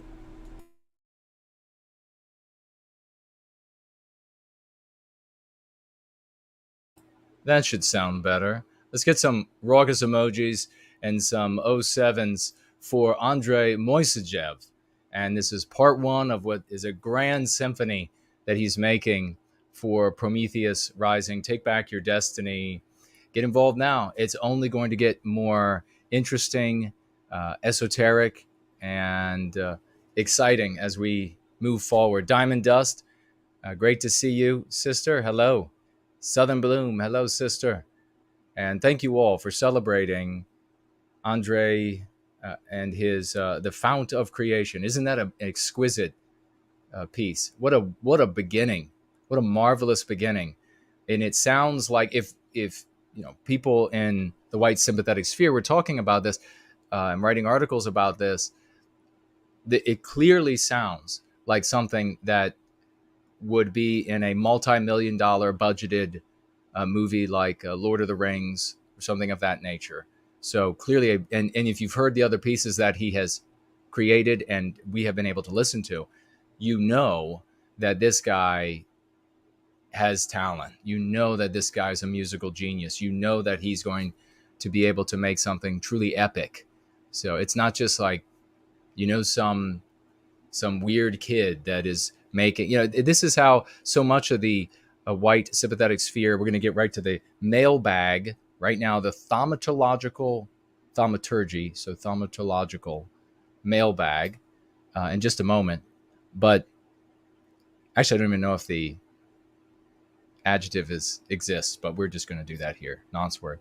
But if they were talking about it, they would be talking about the quality of the music here. They treat these things like it's like way back in the day, like 20 years ago. And you have like some, not even what could be qualified as like a garage band, like a weekend band would make a song to Pierce. And they think, oh, well, that's the same. And then, by the way, that almost never happened. But still, they thought that was something really wildly awesome, and it was just, the music was just, the vast majority of it was wretched. It was super unprofessional, and maybe the guys, they could have gone on with training and everything, could have done something great, but become actually good musicians. But most of them, no. Let's get into the mailbag. We have 3 pieces of mail, one from White People's Press. We'll get into that next time we're together, maybe on a roll-in, because it's some wonderful books. But we have here, if you all can hear that, the sun is going down here outside of Mordor on the Potomac as we hit the 7th hour on the East Coast, United States, where anti-whites are in charge, and many of them quite large. The ones born with penises, most of the time, not very large, kind of emaciated. But that is America right now. But we have here one of our best, one of our reliables, Randy, in the mailbag. And he says everything that he wants to say with a $20 financial gift to White Wellbeing. Thank you so much, brother. Really appreciate you, and always brings a smile to my face seeing you in the mailbox. And we also have, get out those raucous emojis and 07s. If you got them out and you're having trouble putting them back in your pockets for Andrei, you might as well just keep them out and throw them back up on the screen for Justin, who financially gifts $100 US. $100 financial gift from Justin. God bless you. Thank you, brother. I very much appreciate a need to do this, to make things happen. And so God bless you. Thank you so very much. And good on you too. And thank you everybody for celebrating both of these guys. That's the mailbag today. And like I said, Tony Vermont from White People's Press sent a very heavy box with some wonderful books. And I will look at those with you all on a roll-in, I think. Maybe, well, that would have to be maybe Wednesday. And we will get to that. I'm going to jump real quick into these comments that you all have written, and I will take a look on the different screens. Participate if you would like to call in today. Normally we do on Sundays. We have the call in toward the end of the gathering. If you would like to call in, let me know on Skype, and I will call you with whatever time we have for those conversations. We have Hexagram writes here that women, quoting from a video that I made, one of my short videos, women confuse emotion for thought, men confuse knowledge for thought. Hexagram actually put it better than I did. And I think I will adopt, thank you very much, Hexagram, the way he puts it, because I was saying the demonstration of knowledge, which is doesn't balance as well as Hexagram put it. Hexagram goes on to write, I think that's actually very profound and pertinent to what is happening on some of these dissident channels at the moment. Reading books is no substitute for staying healthy and going free. Well, amen. That's actually a great comment, and thank you for leaving it, brother. And this point about that I made then about it's so relevant. I never constructed it that way. And I think this is something that really needs legs. This is something that really needs to be shared. Because now, mind you, content creators out there and organization leaders, not all but some, are going to really push back against this. They'll be happy. They'll be happy to agree with you about women and the problem with confusing emotions for thought, but they won't be happy to agree with you about men confusing knowledge for thought. But that is far more widespread in sight than women, because women are just not the dominating the content creator and organizational leader roles. And so you don't see women confusing emotion for thought as often. What you see everywhere in the white sympathetic sphere is men confusing knowledge for thought, and then all of these men, or guys, I should say, there are almost no men these days, following these guys because they think that when they get up there and they recite different periods in history and different names of philosophers and different names of politicians and different this and different times, I mean, you look at it everywhere. You could probably not name a popular organizational leader, or let me rephrase. You could probably not name more than 3 popular content creators or organizational leaders in the white sympathetic sphere who are not that way and who are not followed and lauded, just receive endless accolades because of their recitation of knowledge. People say they're so very smart. There's all of this when all they're doing is reciting knowledge. So men out there, guys out there rather, you've got to stop this. Reciting knowledge is not thinking.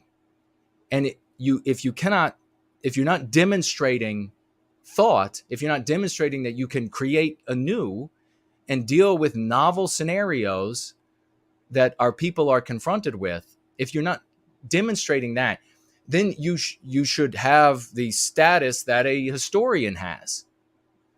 These guys should not be people who have a lot of knowledge memorized and they just spit it out at you. You should consider them a historian. No more. Not a leader. Are you kidding me? So this is a problem that men face. And guys are as blind to it as women seem, not all women, but most women seem to be blind to the confusion of emotion for thought. So I can take guys and point out that knowledge isn't thought to them. And they're like, it's hurting my head. And the same thing I can do with women and point out, okay, well, that emotion right there is not actually thinking. Oh, it's hurting my head. It's the exact same phenomenon. So guys, I mean, think about it this way. If you're one of those guys, I can do this to the guys, shame them out of bad behavior. If you're one of those guys out there that think that knowledge is thought, you're no better than a woman who is screaming and crying with her emotions and thinking that that is thought. Again, not all guys, not all women, but you're no better. In fact, I would say worse, because we need you to support the people who are thinking and to become a thinker yourself, because that is what history is this way. You get it? History is this way. And this whole thing about, well, if you don't know history, there's more history than you could ever memorize. There's more history. You know the guy, the New Zealander, who have you guys heard of this guy? The New Zealander who dominates Scrabble across the world. And he went and crushed all of the French championships again and again and again. And he doesn't speak a word of French.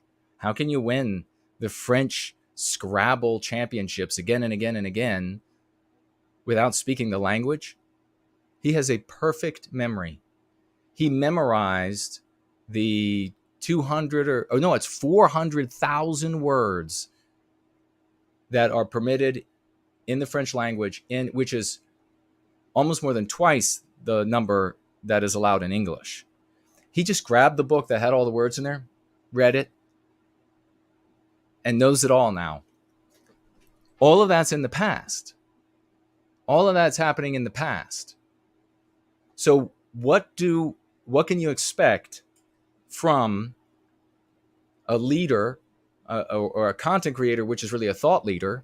What can you expect for them about the novel problems, the novel challenges, which is in the jungle? You're not going to be presented with the same old snare that you now know what it looks like. You're going to be presented with something brand new that has nothing of its like before. And those out there who can think and create those things will be those who dominate the future. So you have to be able to adapt, not to what has already gone past, but to what is yet to be, that will have no predecessor in the past. There'll be no precursor to say, oh, it's like this, it's like that, and therefore. I mean, obviously you can't have like a wretched memory, but these folks that get out there and just will cite, you'll look underneath their threads and it's just one comment after another. Great leader, brilliant leader, smartest guy, such a genius, on and on and on. Because of what? Read a history book and remembered the names and locations. And that's nothing compared to that guy from New Zealand. Every single guy in the white sympathetic sphere who is considered a brilliant individual, a genius, because they can recite things from memory that they've read, maybe even something they recently read, they are all punks and jokes compared to that guy from New Zealand. He could come and read all of those books and he would be able to tell you the pages they're on. Thank you, Hexagram. The great Chopin says, we cannot walk on water, but together we can walk through fire. Quoting me, he says, Jason, one day your words will be in a memorial of victory. Well, thank you so much. I hope to God. And maybe we'll have like our own, pantheon or something. And we'll write, it'll be like statues of all of us who did this and paintings. And that'll be right across, that quote will be right across the front of it. This is under the video titled Patriot Non-Whites Oppose Anti-Whitism. And this is Amir Reza writes here, I'm not white nor American, but you are right. In that video, thank you very much for that, brother. In that video, I'm saying that patriotic Americans, irrespective of their race, are going to want to help us put an end to anti-whitism, because anti-whitism is the thing destroying the very things they love America for. Excluding, the young lady from earlier, the half-white privileged girl. Thank you very much, Amir, for that. Hypnotic Tango writes, Porn, that got your attention, didn't it? Porn is far less harmful to men than social media is to women. Sure, porn gives men fast dopamine hits, and that's bad. But compare that to the enormous dopamine hits young women get from the endless compliments they get from simps on Instagram. So true. These compliments also make women vain, and their standards increase drastically, so that they don't want to date men on their own looks level. You have to peer pair, as First Last gave us. Peer pair. Almost all men who watch porn would rather have sex. So true. Conservatives like Richard Spencer or Gavin McInnes are always extremely out of touch with the youth and are also very gynocentric. It is so asinine to believe that men are choosing not to have real sex. And yeah, that's one of the points that Spencer was trying to make about pornography, that all these guys that are looking and abusing pornography, abusing themselves through pornography, the drug of pornography, if you will, that they're doing that of their own volition rather than doing it as a consequence of not being able to get a date, let me rephrase, not only not being able to get a date, but not having any girls out there give them any time of day whatsoever. So there's no use in trying to get a date. Great point Hypnotic Tango makes there. Utah Strong says here, this is what I'm trying to warn our people about, moving away from cities.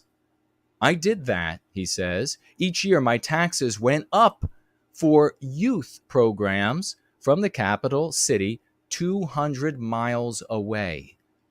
Autistic Black Child Program, which included housing and utilities for all family members, plus free medical and mental health costs were included in those taxes. Taxes went up for bogus excuses like climate-controlled water project, even if you had your own well. The thought of moving back to a city is scary, but some white families have to start this trend. Warriors have faced more than this. Okay, so this is a great argument that he's making. We don't hear that very often. We don't consider that very often. We know that's true, that you have these city centers, and then they'll have their counties that they are able to tax for money in the city. And as the city becomes increasingly anti-white, or if a city becomes increasingly anti-white,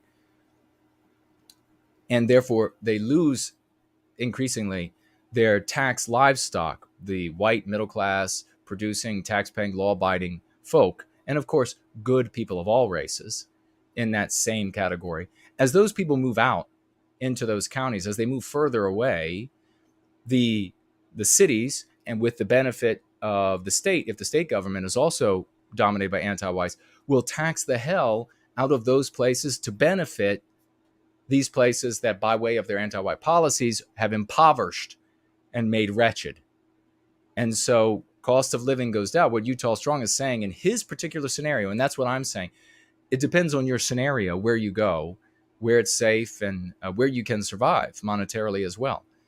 If you're in a scenario like Utah Strong, where you moved out to the country and you are being bled to nothing out there in order to fund for a place that has ruined their environment, and the living expenses in that place have plummeted, then maybe for you, maybe your situation, maybe you could think of a perfect scenario. Maybe it's just you and a woman and there are no children, or you and a buddy, or whatever it is. Maybe you move back to a place where living costs are much lower, and you're not in death's door by way of anti-whites roving the streets. But maybe you move back there because you have to, or because you can save to make a bigger move somewhere else. You have to be ready to deploy and redeploy again and again with you and if necessary, your family, so that you can keep that sturdy base under you and therefore be able to launch out into the world with our love, hope, and redemption for everyone. Thank you, Utah Strong. It's thought-provoking, if nothing else. Azimuth Clark, which is here today, he writes, I did an experiment. Listen closely to this, folks. This is really something.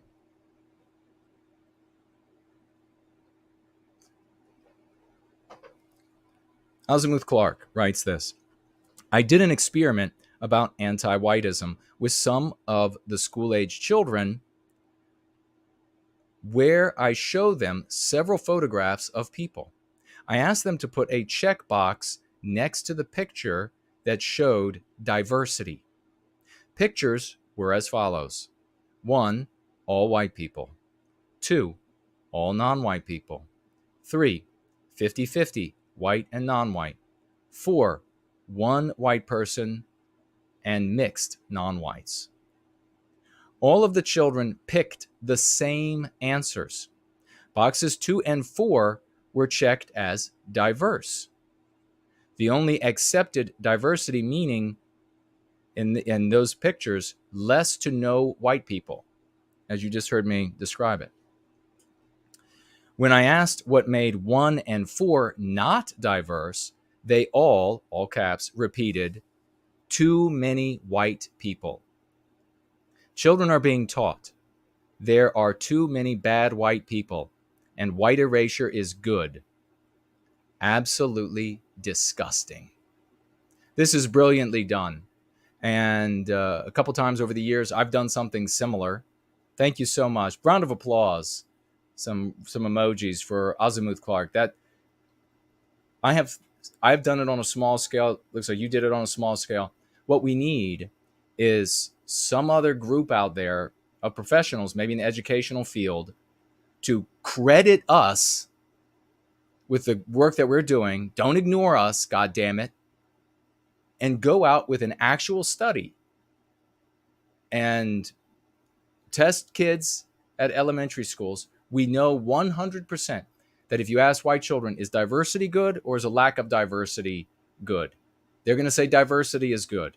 And then when you show them images, we know very well that, because this is what we're taught, we have to say in hushed tones, in reverence, that the fewer white people there are, the more diverse and the better it is. The more white people, the less diverse, the worse it is.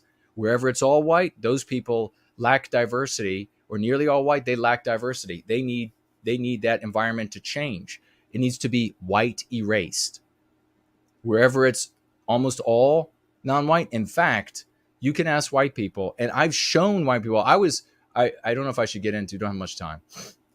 It is the bottom of the hour.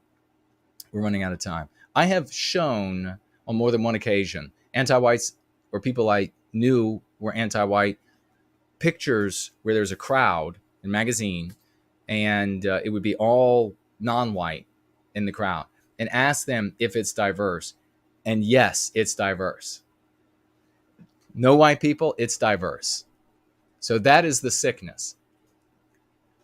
Remember, that's the kind of thing that we also need. If a group does that study, we need professionals in the field of videography to make a video using our lexicon, for God's sakes, to make a movie that is shareable and short and that can be shared all over social media, that says, look at what white children are being taught. I can talk about some of this on my Jason Goes Political show, but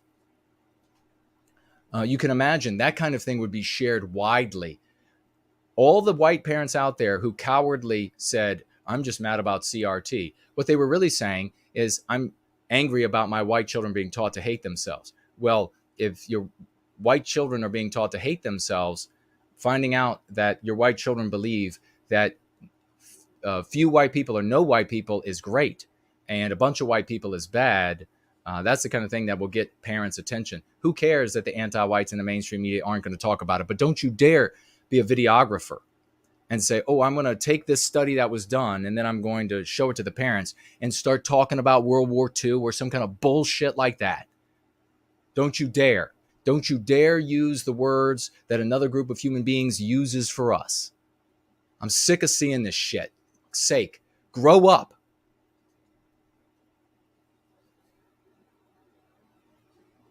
What else does he say here? Azimuth Clark also added, just to follow up, I talked to the children and their parents about anti-whiteism and white erasure. I shoehorned the 5 key concepts into the conversation. For the first time, these people learned about going free. God bless him. No wonder. I mean, we definitely So happy we had some salute, some 07s for Azimuth Clark. Thank you for that, brother. I really appreciate that. That's the way you have to be. God bless you. Victorian Time Traveler says here, I've mentioned before in this community that I used to try to reach people with revisionist history, and it caused all sorts of problems, not just for me, unfortunately. I'll just say that everyone experiences the same horror and life-ending, relationship-ending experiences by sharing revisionist history. Stop. The beautiful thing, and Victorian Time Traveler is epic because a true man of the West, a true hero, because he has enough courage to step up and say, yes, I tried that, to step up against cult nats who will lose their shit. And that's pretty much all they're filled with, who will lose their shit when somebody steps up and says, oh, I tried the revisionist history thing and lost all my family members, ruined my friend who repeated the shit, caused him to lose his job. Nobody else has the bravery to do that. So thank you so much, Victorian Time Traveler. The beautiful thing about going free, he writes on, besides the fact that it works, is that I'm not angry at everyone for not getting it or not caring. It's something that I'm only just now reflecting on. How to describe it?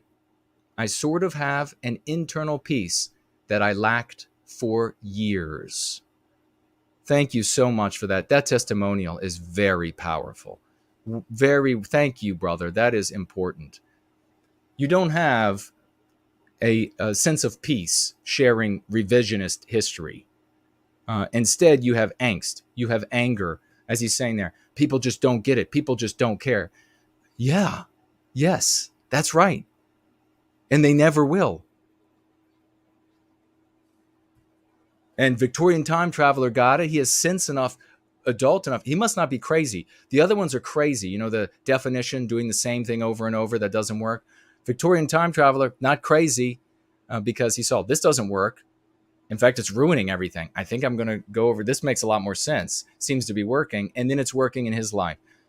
Reptile says, has anyone else noticed since the BBC's hatchet piece on PA, everyone is now using the Go Free lexicon, almost like Jason was right all along.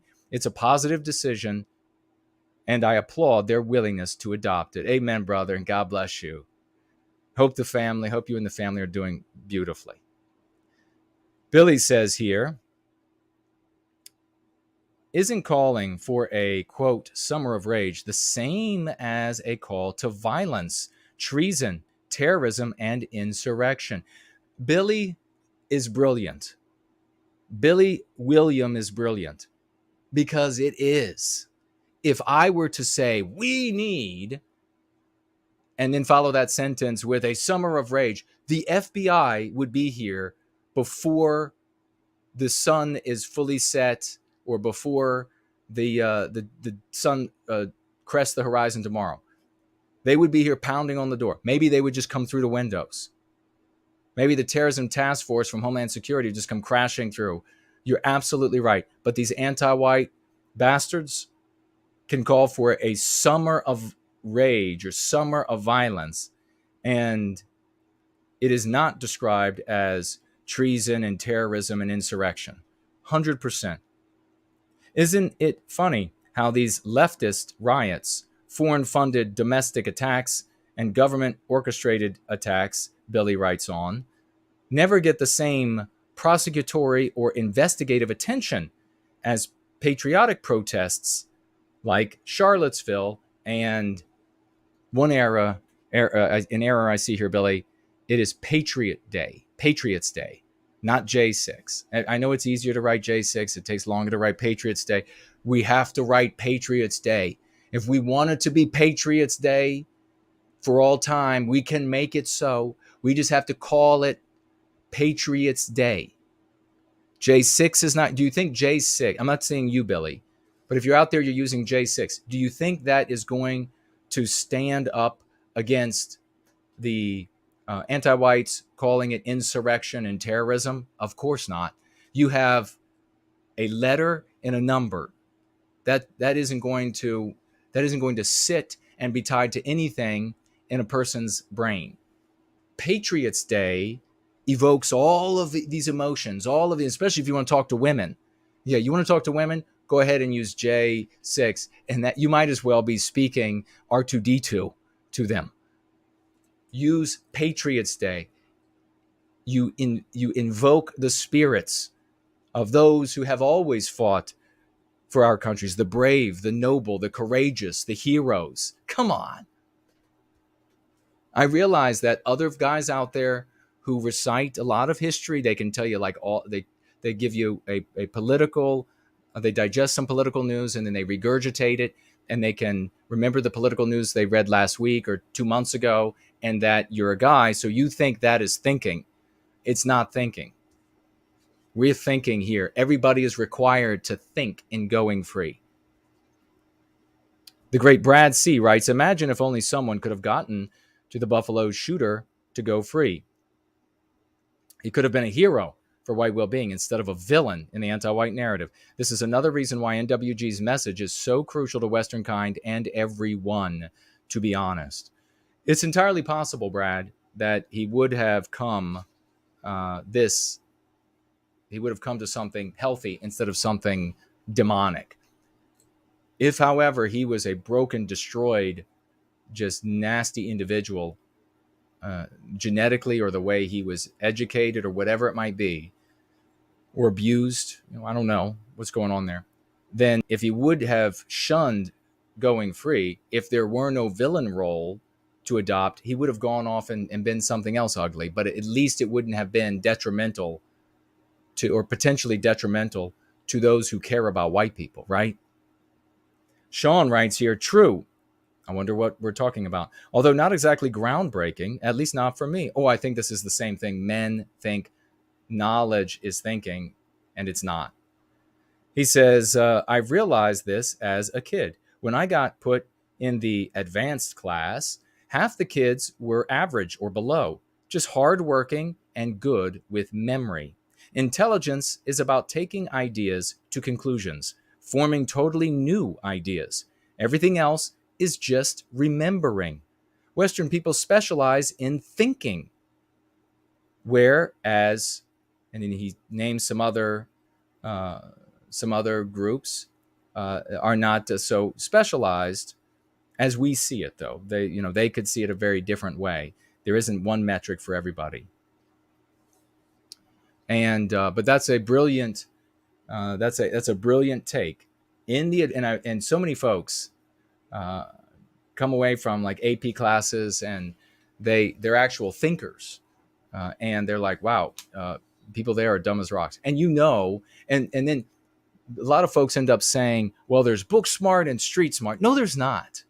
There is varying degrees of ability with memory, varying degrees of ability of thinking, and those who are really good in memory, or on the right side of the curve for memory, they end up being knowledgeable of their environment, and so it might be it serves you well in education, because education is not about thinking. Unfortunately, in the West, they've gotten rid of all of that. It's just about memorization. And so people who are good on the right side of the bell curve with memory do very well. They get promoted into these AP classes, et cetera, get great grades, et cetera. And really all they're doing is giving you something that has already been created by someone else. The same person who didn't have opportunities in school, or maybe just was interested in something else in life, ends up being able to do the same thing with like every baseball player in history, or every football player, or whatever. They have the knowledge of all of it that's ever happened, but they're never going to make up a new offense. They're never going to be able to create something anew. It just doesn't come. Different talents.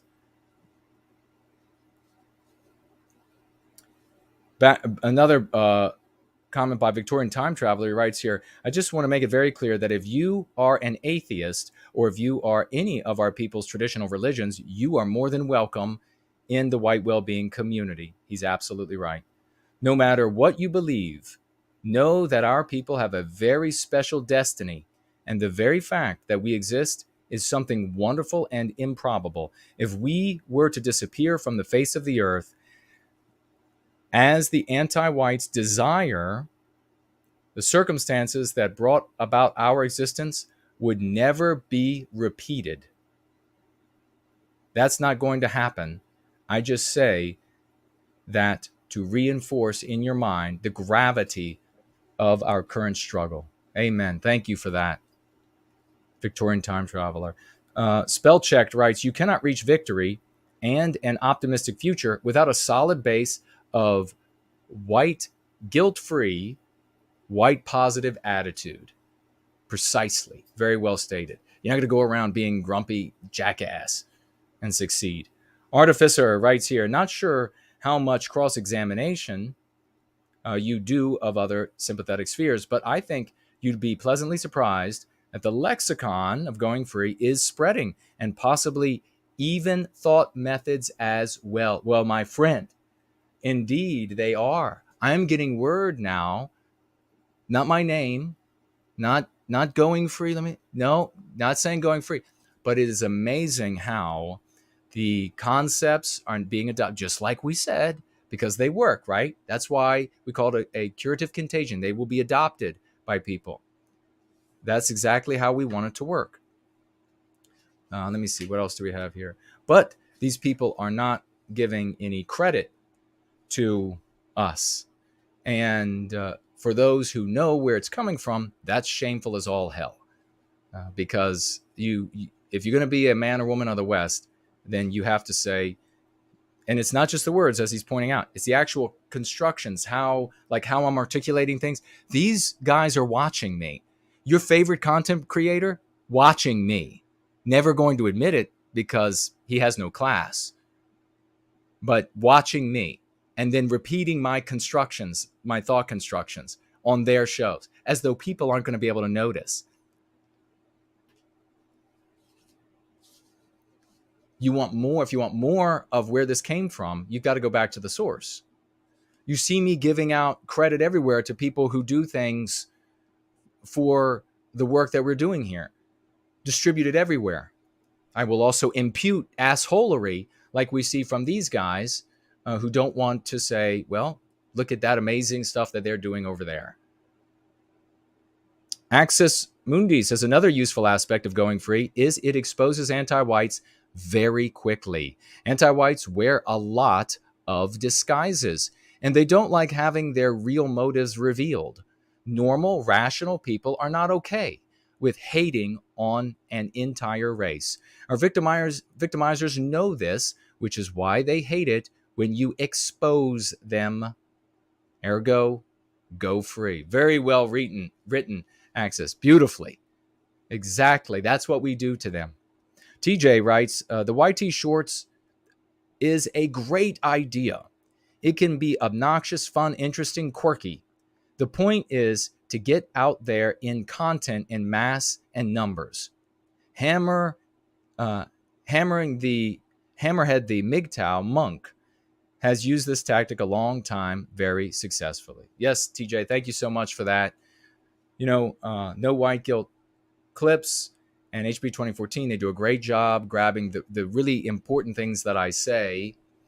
And every now and again, No White Guilt clips will also grab something funny I say. But I thought, I'm going to jump in there and grab the funny things because nobody makes me laugh like me.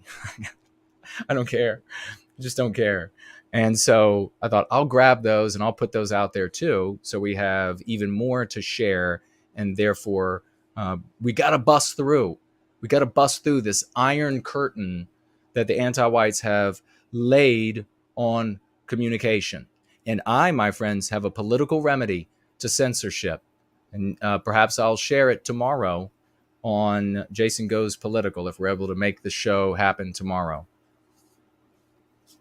One of Western Kind says, good video, highly shareable.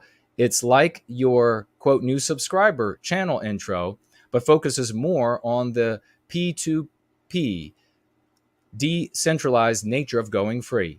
Also, you have gained 100 to 200 new subscribers, it seems, in the last while. Great to see. Yeah, it's truly remarkable, isn't it? Against the Iron Curtain of censorship. The anti-whites just love building iron curtains, don't they? I think I'm going to use that more often. Somebody help me remember Iron Curtain for their censorship. So it's like our fingers are under it. We're like, hey, come over here. Lupus says, it may not seem so, as most content creators in the white positive sphere are 30 plus, but the majority of those in the white positive sphere are from 15 to 23 years old. And as such, people end up leaving that sphere either by abandoning politics or by becoming anti-white in a vain attempt to court the anti-white establishment, or by being incarcerated. It's thanks to going free that I turned from villainy ways before it was too late for me. I can only hope more young men find Jason's work. Thank you so much, Lupus. God bless you for that testimonial, saying that he was on his way. He saw in his environment, he was playing the villain in the anti-white narrative, and he saw that the future was going to, for him, was going to have to be some pathetic, vacuous attempt to placate the anti-whites with, I hate white people just as much as you do, or it was going to end up with him in prison, ruined, with a ruined life. Another hero, another life saved, another life that would have been ruined, just yanked from the anti-whites, wretched from the anti-whites, so that they couldn't destroy this young white man.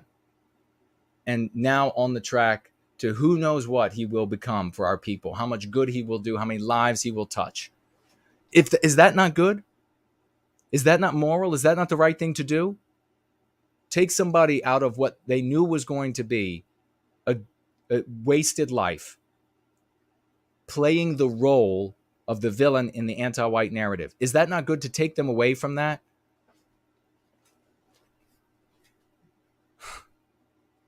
Well done. I salute you, brother. Fit and healthy at any age. And then we're almost done with these. Oh, damn, we're almost done, period, for time, I'm afraid, on this one.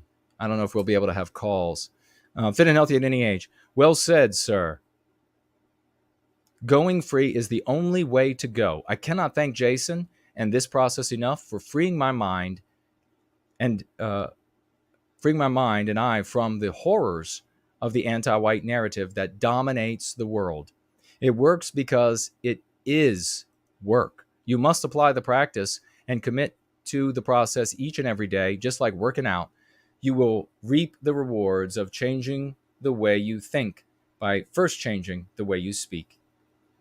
Keep it Promethean. Kip indeed, brother. Ian says, very accurate too. Ian says, I'm a true believer in going free. Jason, oh, that's nice. Jason is nothing short of a genius. Well, you know what? Ian is right. You have all these people who are memorizers who will talk all day in front of their lobotomized audiences about how brilliant they are. And then they all just like seals, yes, he is. And there's nothing smart coming out of him. He's leading them to perdition. But Ian is not one of those dummies. God bless you. We have Ohio, but there are folks, I'll just add on top of that, folks brighter than me that are in service to white well-being here with us.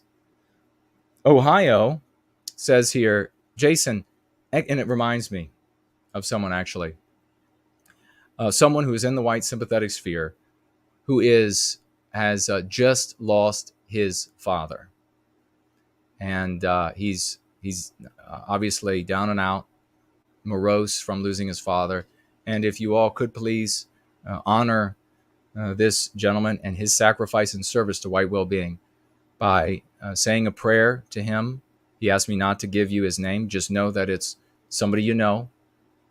And say a prayer for him and his family and his father who has moved on now. And if it's not prayer that you believe in, no creator out there for you, then please send him some positive thoughts and some positive energy. Because if you don't have a machine that can say for sure that giving somebody some positive thoughts won't do something, then you might as well give it a go. So please, let's remember this champion, he's one of us, and that he just lost his father, and he's having a tough time right now. It's a tough thing in life. But I told him that if he lives his life by all of the standards that his father set that were good and noble and beautiful, his father will always be proud of him. Ohio says here, Jason, excellent observations on the sparring match between Russia and U.S. oligarchs. I agree that they are all anti-white, with the only possible exception being Elon Musk. Thank you so much for that, Ohio. Yet to see when it comes to that guy exactly where he goes. But we can say of the others, we know for sure. Definitely running out of time here. Let me take a quick look. We have over here, wow, folks. Break them out, your raucous emojis. And thank you, 0022 for the praying hands, Southern Bloom for the praying hands, for one of our greats. It's somebody you hear the name. He's out there. He's making it happen, right? Just lost his dad, and he's still a young man. It's never good at any age, but still a young man. Get out your raucous emojis. Get out the 07s and the salutes. Dude Bro Moment is back again for another $50. God bless you, my hero. Dude Bro Moment, he writes, for white well-being. We are making it happen. We're going to make it happen. We have the best folks. We're making it happen. God bless you, brother. It's just getting to the point where it's like historic. He's just back again and again and again for white well-being. $50, Dude Bro Moment. We have XO back as well, this time with $5. Thank you so much, XO. And Greg, you're over there on Odyssey, aren't you? And he says, with those $5 for white well-being. He says it as well. Indeed, for white well-being. And then we have the great Mrs. Jez Horse with us, financially gifting $10 US. She says as well, for white well-being. For white well-being. Thank you so much, sweet lady. Let me swivel around to here. Really running out of time. Did anybody actually... I think we could take very briefly white well-being advocates. He wrote in, and I'll call you in just a moment. I don't know if Mr. V is around. If he is, give me a call. We could have him just very briefly for a moment as well. We had an exorbitant number, a great number of comments to read, testimonials to read, and I wanted to get to those. Let's see, we have over here on Odyssey, Alt Media gifting library tokens, 100 library tokens, which is their cryptocurrency over there. And he writes, thank you, brother. He writes, Jason, you are the only person I know who can single-handedly do 6-hour streams. Thanks for spending your weekends with us. Well, God bless you, and thank you for the appreciation. I know, I mean, for it was over a year, right? We were doing 8 and 10 hour streams just all the time. But I see other people every now and again, and it's funny because they'll be like, oh, thus and such did an 8-hour stream. He's like superhuman. And I'm like, oh, really? Yeah, I guess he is. Guess he is. All right. I don't see any tags for me on D Live, but a good hello to all of you there. The West is the best says, can't wait until Go Free comes out on audio. Go Free will probably come out on audio once I publish the 3rd edition with the brilliant people who helped me work on that. Right now, I will be beginning very soon the audiobook of Prometheus Rising, because that is more of a long haul sort of thing. It's, I think, where the real magic with a K is going to be. Roy Danton says, I'd love to call in as well if you have time for it. I'd love to have you. We'll see, brother. Say hi on Skype really quickly so you're near the top if you could, please. Hyperborean Dream is here. Let me scroll through and see if anybody. Eric is here. Piers Taylor, great to see you. Northern something or other, great to see you. Roy says, are you taking calls? A little further up, Promethean Promulgation. If it is true that he thought he was sacrificing himself for a cause, it would make sense to me. He could have been a great guy with the right. Well, yes. If anybody is come to the conclusion that how they're going to give their life to something, then obviously giving your life to white well-being means you're going to live it. Means you're going to maybe having a family is not in the cards. Maybe it is, but you're going to have decade after decade after decade of service to white well-being, doing wonderful things. And yeah, we would like for folks to make that decision over others. Dusty is here. Foss is here. Wonderful to see you all.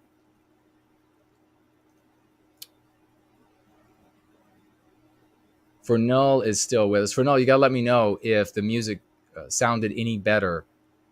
This song that you were with us during Andrei's piece. 0022 says social media is a gateway to porn for women, to making porn.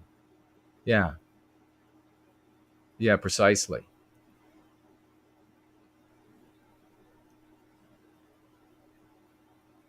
Here we have a comment that the mods deleted, and the reason why is because the focus was on another group of human beings, and saying that they created something. And maybe it's true, maybe it's not true, but we focus on us. And you'll find that if you focus on us instead, that you will get better and better. You'll feel better and better about yourself. The way the human brain works is it is an answer machine. When you put it on something, it will go that direction. So if you say, I can't go into business because X, Y, and Z, or maybe other things, the brain will then go to work telling you all the reasons you can't succeed in business. If you say all the time you're talking about some other group out there, whether it's true or not, some other group out there is doing X, Y, and Z, and that's why we're in the state we're in. Your brain, your powerful brain, your potential man of the West or woman of the West brain will get to work on telling you why you can't do anything because of this other group out there. And if you don't think that's true, then I just encourage you to go to like one forum or one in-person meeting with the kind of people that do this, and you will come away from there. You'll go in there with like 5 reasons why we can't have success because some other group out there is doing X, Y, or Z, and you'll come away with 500 reasons why we can't have success. And it goes back way into time, and you don't have any hope of ever. So it's just a shift in perspective. That's what a big part of going free and love, hope, and redemption is all about. So we hope you make that shift. We welcome everybody here.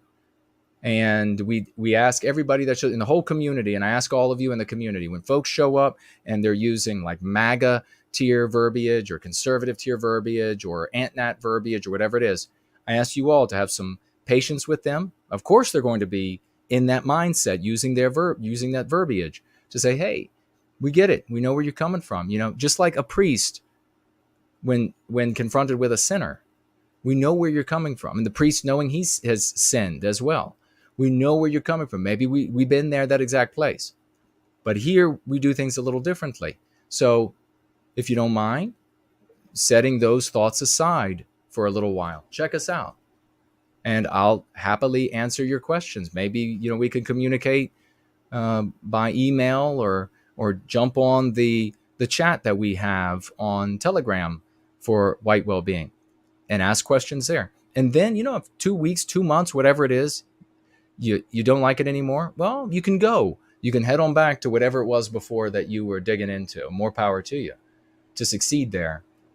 But I think you'll find that we have a lot of success. We change a lot of lives. And you'll probably end up staying. You'll probably end up wealthier. You'll probably end up in less trouble in life. You'll probably have far fewer hardships. You might even end up with like a gorgeous lady. or brilliant children. Who knows? Fernell says, thanks, brother. Caleb says, Jason going on Tucker. Let's make it happen. That would be something, wouldn't it? Western Kind Artist Life says, great to see you, No White Guilt. Great to see you. And I think that's all I can see, unfortunately. Remember that if you have a comment that you post with a tag and it's going to scroll off, move it on over to the question widget on Entropy. You can find that link in the description. I'm not saying it's lousy. I'm saying it's below where you're looking right now. Head down the description. You'll find that link. We're going to take a couple very quick calls. We're going to start with White Wellbeing Advocate. Here comes the call.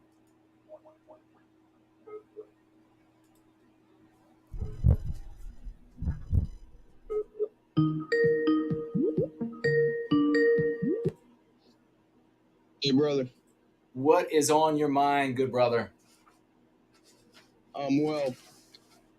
Anyways, I was basically, I'm online and I'm talking about your people. I ran into when I used meme curative, once your Western kind becomes a minority rights flies out the window. Yes. Or is out the window. Yep. I've been using that, and White student transmission pointed out to me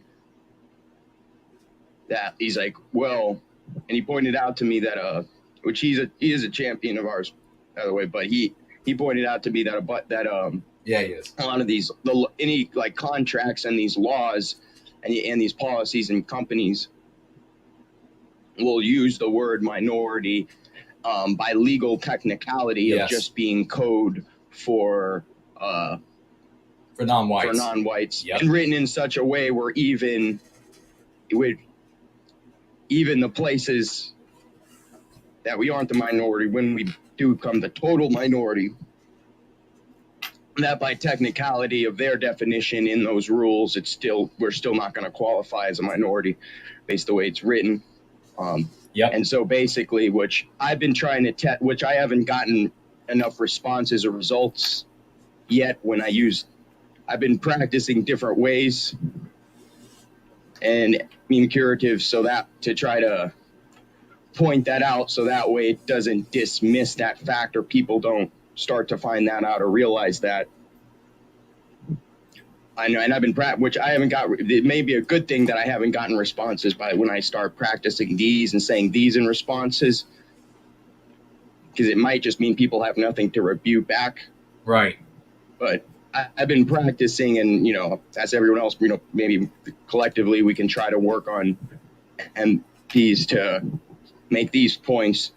One example was minority is code for non-whites and inherently means so in legal terms being referred to as minorities is proof white people are the vulnerable ones, or could respond by exactly you aren't vulnerable because you're referred to as a minority. But to specifically use the term say referred to, I'm not sure if the fact that I haven't been getting responses back is a good thing or a bad thing. Maybe it means that people couldn't rebut it back. I'm not sure. But it's more like food for thought. I'm not right 100% sure if that one's better or not, because the initial MP meme curative that you gave me for that, that you gave us is a good one. But white student transmission or transition, however you pronounce that. He pointed out to me. I think that's a good point, and I figured that's why I was trying to work on meme curatives that don't dismiss that fact that they, in legal terms, use a different definition than literal minorities. Right. Yeah, I think it is powerful, the reality, to share the reality that they anti-whites legally defined, and of course we're going to defer to CNN or to any other MSNBC, Fox News if they say that something else is the case, but we do have someone saying here that and it was White Student Transmission and others, that the legal definition of a minority in these laws to benefit minorities is non-white people. So you're not even going to be able to say, well, now we're the numerical minority. But they weren't going to ultimately they weren't going to allow that anyhow. If they hadn't been forward thinking enough to write this in the way that we're told by some that they did, then once we became a numerical minority, which is going to be within the next 8 years in the United States, once we're there, they weren't going to allow rules to get in their way. And I can say, well, we wrote something in the past, and gosh, golly jeepers, we've really tied our hands now, because now we have to give all these benefits and perquisites, et cetera, to white people. Nah, they would just interpret it to whatever they want it to be, and then if there was any problem, they would just amend whatever the law is, and they would redefine there. So yeah, we're dealing with anti-whites, but this is awesome that you're out there trying this and experimenting with it, and do continue and let us know how it ends up going for you in these conversations, brother. We really appreciate the work you're doing. Thank you. I appreciate that. That's just something I felt like I wanted to share, and I wanted to share that in the group on the call to see, Cool. So that way enough of us hear that, and maybe any of us out here, out there could also we can work on, try different MPs and just experiment and practice a little bit. Yes. Yeah, absolutely do that. That's how we grow. That's how we begin to shake off the anti-white poisoning. But I gotta let you go, brother, because it's a short call today. But we'll have you next time we take calls. All right. Promethean hails. Promethean hails to you too, brother. Bye-bye. All right. That is awesome. White well-being advocate is awesome.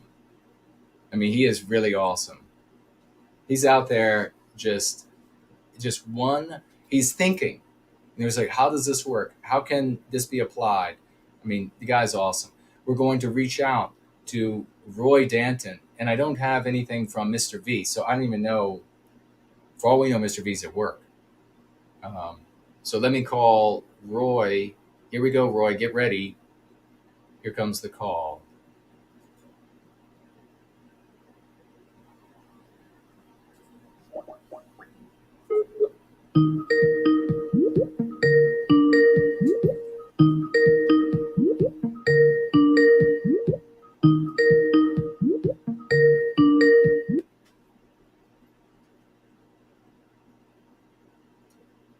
Hello, brother. Looks like you're talking, but I don't hear anything. Easy. Oh, there you are. Uh-oh. Are we on like a weak signal? Hello? Yes, are you there? Might be a weak signal. Can't quite hear you yet. I will call you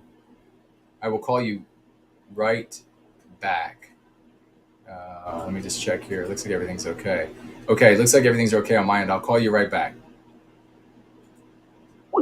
We are going to call. It actually says, even though we heard him, it says no answer. So that's curious. We'll give another second. Try again.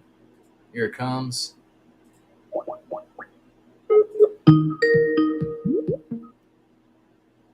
All right.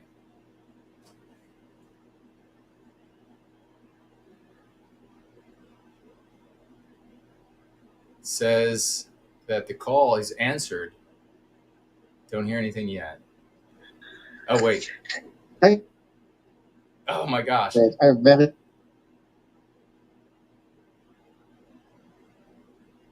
The sound.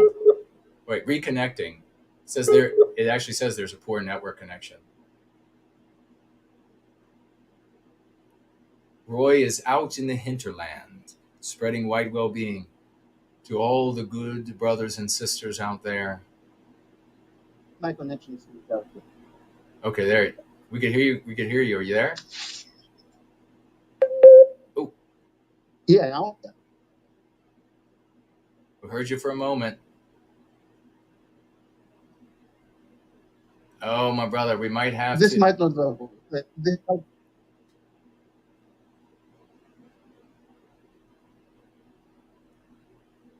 He says, Popcorn Power says, could be a bandwidth issue based on the weak connection. No, not hearing. We're not hearing anything from you. There it goes. It dropped. I don't know if Roy had to hang up, or we just had too weak of a connection. We might have to wait, based on time, don't forget what you wanted to say, Roy, because we're running out of time here. So we will do it. We will do the call. Every time. Oh my God. It gives me chills. This, my friends. God bless you all for a wonderful going free. We're going to hear from Roy is number one. He is number one the next time we take calls, Roy. Maybe I'll take calls on the political show as well. Why not, right? Have people, yeah. So if you want to call in there as well, and that could be tomorrow. So stay abreast of where we are. I got to thank everybody for showing up, and we're going to be taking some steps to try to really connect everybody in the community so that when the anti-whites make moves on us like they have recently, and we're pushing back, but it's a constant fight, and the anti-whites are chipping away every time. YouTube is their platform. I mean, we know this, right? And the increasingly radical anti-whites, the most radical of anti-whites, are gaining more and more control on YouTube. Eventually, the platform will be people who are fanatical anti-whites and are bloodthirsty for the biological and just generic white erasure. Those will be the only socio-political views that people will be able to share on YouTube. And this is not hyperbole.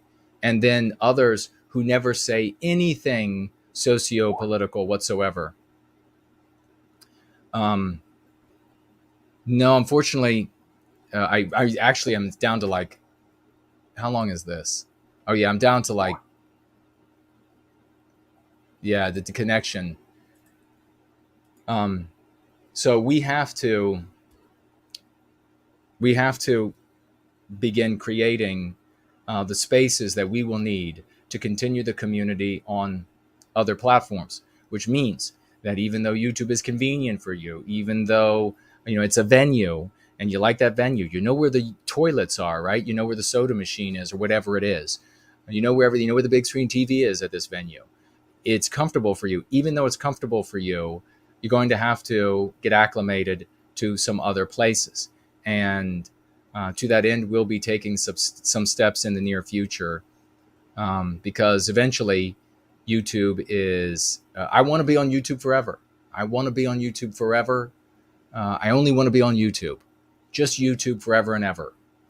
But having said that, they're going to get rid of me at some point because I'm not anti-white. And that means I'll definitely not be anti-white enough. So I want to continue my wonderful friendships that we've started. And I want to continue to grow those friendships and our community of friendship. And so there's nothing wrong with that. It shouldn't be against terms of service. And so at some point in the future, we need to think about that because eventually the anti-whites will hack this channel to pieces. And you all know it's true. So I feel for the anti-whites out there that are only like, anti-white. Because could you imagine? They have these like things breathing over top of them. Do you want to get destroyed with them?